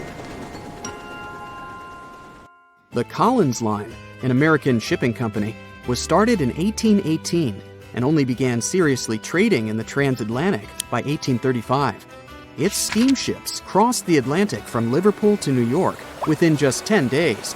Doesn't sound like a great speed today, I know, but back then, the same thing took other ships several weeks. Light on the water with their wooden hulls, powering through with a strong steam engine, those steamships were the favorite choice for many high-profile people. What could go wrong with such an advanced ship, they thought. This reminds me of some other ship everyone believed to be unsinkable. But anyway, back to the Collins Line. It grew to be a serious contender on transatlantic routes, with only one other competitor, the Cunard's Line.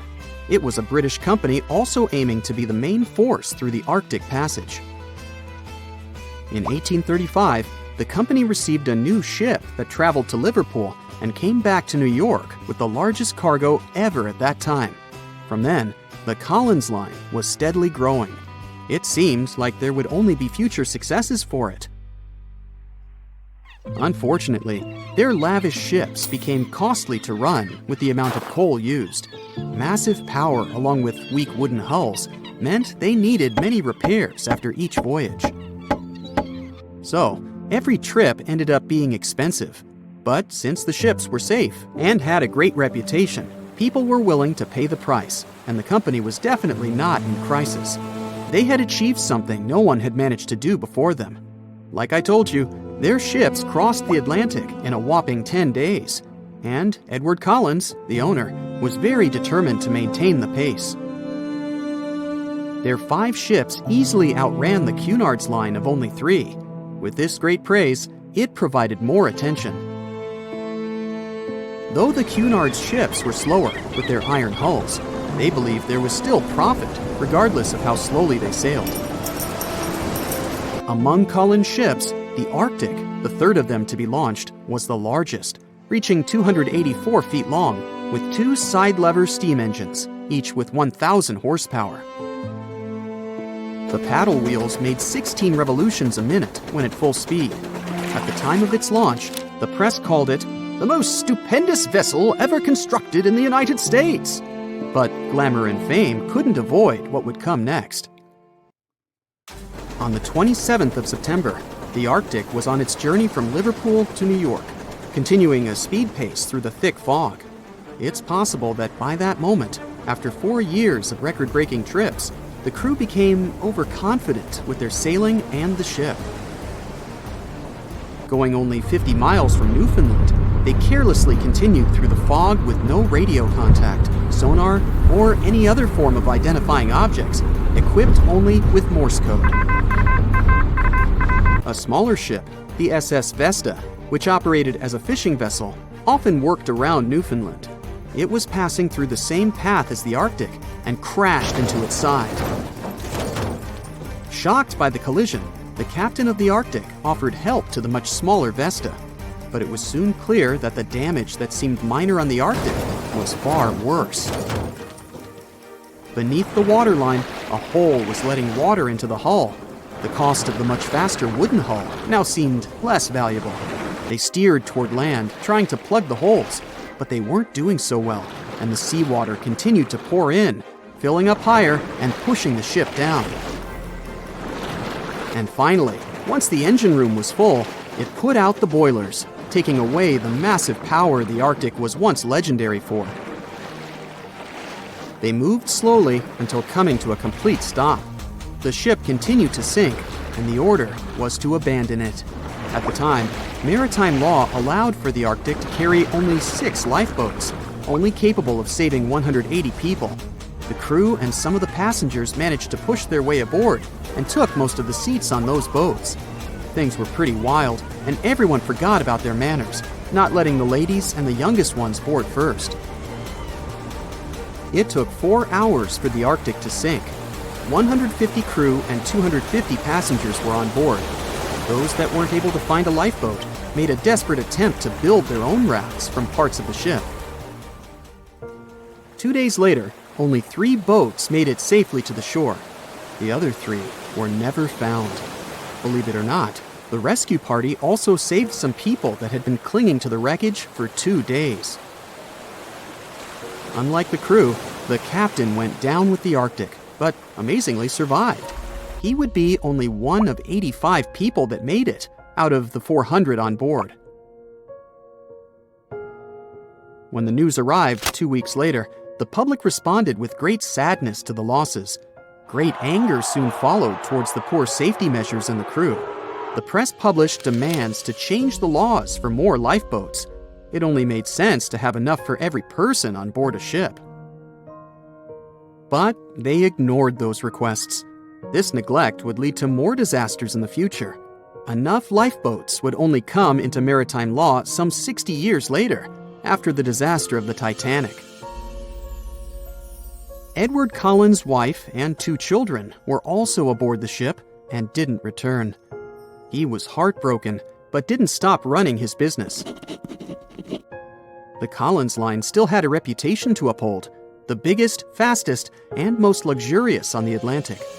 Edward Collins would now build an even better ship than any other. It was named the Adriatic, and it was the largest ship in the world, 354 feet long. With 2 alternating steam engines that had never been built of this size. These steam engines at the time were at the height of engineering, though today you can only see them in models and toys. With the new addition of 2 masts, the Adriatic would also be able to sail if needed. Luckily, they made some lessons from the disaster of the Arctic. But before their new ship, the Adriatic, was built, another disaster had occurred. The sister ship of the Arctic had also sunk. They believed this second ship was desperate to stay in front of the Cunard's line and hit an iceberg somewhere during the race. This weird contest took the lives of 141 people. The desperation of Collins and his weakly built hulls pushed the company towards bankruptcy in 1858. The newly built Adriatic, costing over $1 million, had only made 1 voyage in the end. And even that voyage was considered a disaster. The ship collided with a tugboat. It still managed to finish its maiden voyage at a suitable time. After the company had gone bankrupt, they had to sell the ship for only $50,000. They removed the great giant engines, replacing them with only sails. Although it was once the greatest ship on the high seas, it was only 30 years later until it was abandoned, labeled irreparable, and anchored in a river. The other remaining ships were also sold and only used for parts. Edward Collins left the industry altogether, seeking work on dry land instead. As the Collins line was no longer in the mix, the Cunards would grow in strength. Without competition, they would win the Blue Ribbon for the next 30 years, and 180 years later, after producing hundreds of ships. They still have a constant presence on the seas as they provide transatlantic crossings, world voyages, and leisure cruises. To this day, the Cunard line is the only one to run ships between Europe and America, and it's great proof that it's not always the fastest that's the best. It was the start of 1912. A giant chunk of ice broke off a glacier in southwest Greenland. The ice was made up of snow that had fallen thousands of years before the event, perhaps as far back as when mammoths still roamed the earth. The iceberg started its journey. It was a huge thing, more than 1,700 feet long and weighing over 75 million tons. It was also a very peaceful chunk of ice. It steered clear of ships and busy transport routes. And then, it somehow floated much further south than other bergs did. Our iceberg was lucky. Others melt long before they get to these low latitudes. Out of up to 30,000 icebergs that drift away from Greenland's glaciers, only 1% ever make it all the way to the Atlantic. Even after melting into the water for months, this massive block of ice was still almost twice as heavy as the Golden Gate Bridge. The iceberg's top part was towering 10 stories over the ocean surface. Several days before our iceberg made it to the Atlantic Ocean, a magnificent ship left port. It was a luxury liner carrying more than 3,000 passengers and crew members. At that time, it was the largest ship ever built. It was the Titanic. The collisions happened on April 14th, when the ship was in the North Atlantic, 370 miles away from Newfoundland. Unable to divert its course, the ship ruptured at least 5 of its hull compartments.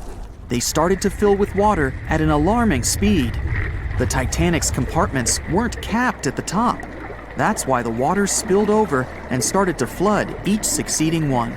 The front of the ship began to sink, causing the back part to lift vertically into the air. And then, with a deafening roar, the liner broke in half. The rest is history. But what happened to the iceberg after that? On April 15th, the German ocean liner SS Prinz Adalbert was sailing through the North Atlantic. It was traveling a few miles away from the place where the Titanic had sunk several hours prior. The German ship's chief steward, who hadn't learned about the disaster yet, saw an iceberg. What drew his attention was a large streak of red paint going along the iceberg's base. Surprised, the man took a photo of his discovery. He thought the paint meant a ship had hit the iceberg within the past 12 hours. The next person who saw the iceberg and took another photo of it was the captain of a vessel laying deep-sea telecommunication cables. The ship was sent to help in the area where the Titanic had sunk. The captain later claimed the iceberg he'd seen had been the only one in that area, plus the red paint. It wasn't difficult to connect the dots. In 2015, one of these photos sold at auction for over $32,000. And still, experts are unsure whether the image really shows the infamous block of ice. It might be a simple iceberg that had been floating nearby at that time. The great unsinkable ship was gone, sunken to the bottom of the North Atlantic, where it remains to this day. But the iceberg continued on its way, perplexing a few witnesses and slowly melting into the surrounding water. It would vanish completely before the end of the year. Have you ever wondered how much of the Titanic is left these days? Now, if you haven't been living under a rock, you probably know that it's been over 100 years since the world's most famous ship turned into a wreck. The RMS Titanic, the world's largest sea liner from the beginning of the 1900s, sank during its maiden voyage, just a few days after leaving port. The ship struck an iceberg on April 14, 1912, taking down over 1,500 passengers of more than 2,200 who were on board the liner at that time. As shocking as this may sound, the Titanic took over 3 years to be built and only 3 hours to sink. And if it were today, the ship would have cost over $210 million to be made. It was last seen on the surface of the Atlantic at 2:20 a.m., and for many decades, that was the last time people saw it. It wasn't until 1985 that the whereabouts of the ship were discovered by oceanographer Robert Ballard, and some parts of the Titanic became visible once again. One of the first discoveries made by Ballard's expedition was that the ship was indeed torn in half before sinking. The early exploratory missions to the part of the ocean floor where the Titanic now lies could only see the hull and the deck of the ship. According to Ballard, the main purpose of these missions was to understand how to preserve the ruins from deteriorating. Another goal was to recover the huge number of personal items scattered along the seabed. The explorer later said the view down there was as shocking as it was emotional. In the field of debris around the wreck, the oceanographer discovered plenty of small objects and personal belongings, many of which he brought back to the surface. There were shoes, some fancier than others. There were pieces of clothing that belonged to crew members, and there were huge propellers. If on the surface they gleamed and shined, on the ocean floor they were embedded and devoured by sand. Ballard pointed out that the area where kitchenware was scattered measured more than a mile in length. There were enough plates, pots, and pans to fill up an entire industrial kitchen. For the first time ever, 3D animation footage reveals exciting images. The simulations show the Titanic's evolution from when she first set sail in 1912 until the state of her ruins today. But simulations weren't enough for deep-sea explorer James Cameron, who envisioned traveling to the heart of the wreck for the first time ever in the history of the ship. Yep, the same James Cameron who happens to be the director of a very famous movie about the ship. He has now dived 33 times to visit the wreck of the Titanic. Here's some fun trivia for you. The director says that his true passion has always been the ocean, and that ever since he was a kid, he wanted to study the sea. Directing, let's say, just happened to be his day job. And when the possibility of directing Titanic appeared, he said yes, just so that he could go and check out the ruins of the ship in real life. Now back to the wreck. According to James Cameron, it wasn't enough for researchers to access only the exterior of the ship. They needed to go inside, analyze and photograph what was left of the pompous interiors of the world's once biggest sea liner. Cameron piloted an innovative robot vehicle equipped with cameras. It helped the man to reveal spaces in the Titanic that no one had ever seen before since the ship touched the bottom. Turkish baths, for instance, still had their tiled walls standing up almost in all their entirety. These baths were exclusively for first-class passengers. They were located right next to the swimming bath and the third-class dining room, and were designed in the Moorish style. People resting there could get heating blankets and ask waiters to bring them anything they needed. If the pictures from before the disaster were astonishing, they carry a different kind of wow factor now, when everything you see in them is hidden underneath the surface of the water. Another shocking discovery was the ship's mast. If we look at the Titanic in its pre-sinking glory, the mast calls much of one's attention.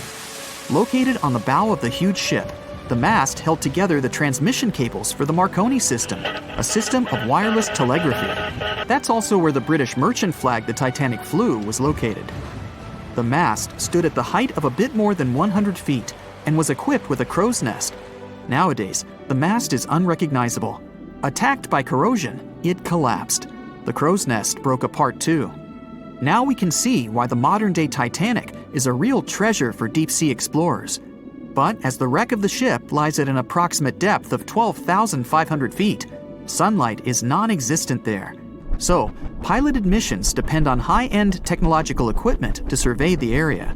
Why do you think the Titanic went missing from the public eye for over 70 years? Well, because at that time, technology wasn't advanced enough for people to go down there, as well as bring back good footage of the wreck.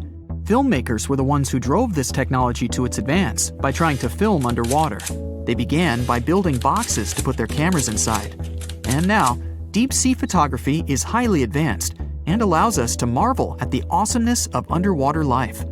Of course, taking pictures under the sea is no easy feat. For one thing, to withstand that crazy underwater pressure, submarines need to be really strong and have thick walls, no thinner than 11 inches. Plus, explorers need to understand how to film and photograph when there's almost no light around. There was another thing that made documenting the Titanic even more difficult. When the wreck of the ship was rediscovered by scientists, it was covered with red-colored rusty bacteria that made it even harder to take good pictures. As it happens, the color red does not reflect well underwater, which is unfortunate for photographers. For this reason, human-operated vehicles that go down to tour the ruins are equipped with powerful lighting devices. When you see some parts of the ship from afar, they look as if reddish-brown wax has been dripping all over the Titanic's ruins. But in reality, these icicle-shaped structures are colonies of microorganisms. When the ship sank, it brought down with it an enormous amount of bacteria that hadn't existed at the bottom of the ocean before. But now, these bacteria, together with the extreme conditions at the bottom of the ocean, have turned into a disastrous combination for the ruins of the ship. These red colonies of microorganisms actually feed off of iron and steel, which is basically all that is left of the Titanic. One kind of those microorganisms are bacteria called Halomonas titanicae. They can eat up to 220 pounds of iron per day.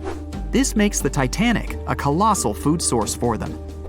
There have been lots of speculations regarding the life expectancy of the ship's wreck after researchers discovered this bizarre rust. But according to Cameron and his research team, the Titanic isn't going to disintegrate anytime soon. In one of the latest expeditions down to the wreck, a piloted vehicle was funded to identify specifically one stateroom. It belonged to a very important passenger, Sir Benjamin Guggenheim. Yes, just like the museum. Guggenheim was the son of a mining magnate and a member of the elite group that boarded the transatlantic journey of the Titanic.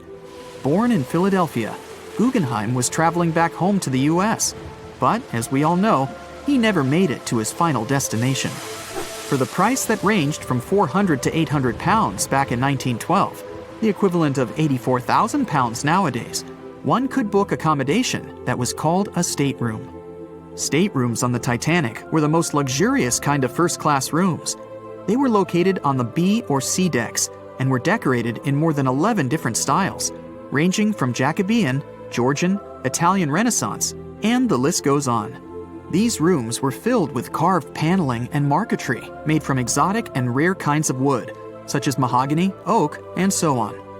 Guggenheim occupied one of these luxurious rooms, and 100 years later, one of his descendants funded an entire mission just to locate the precise stateroom the man stayed in.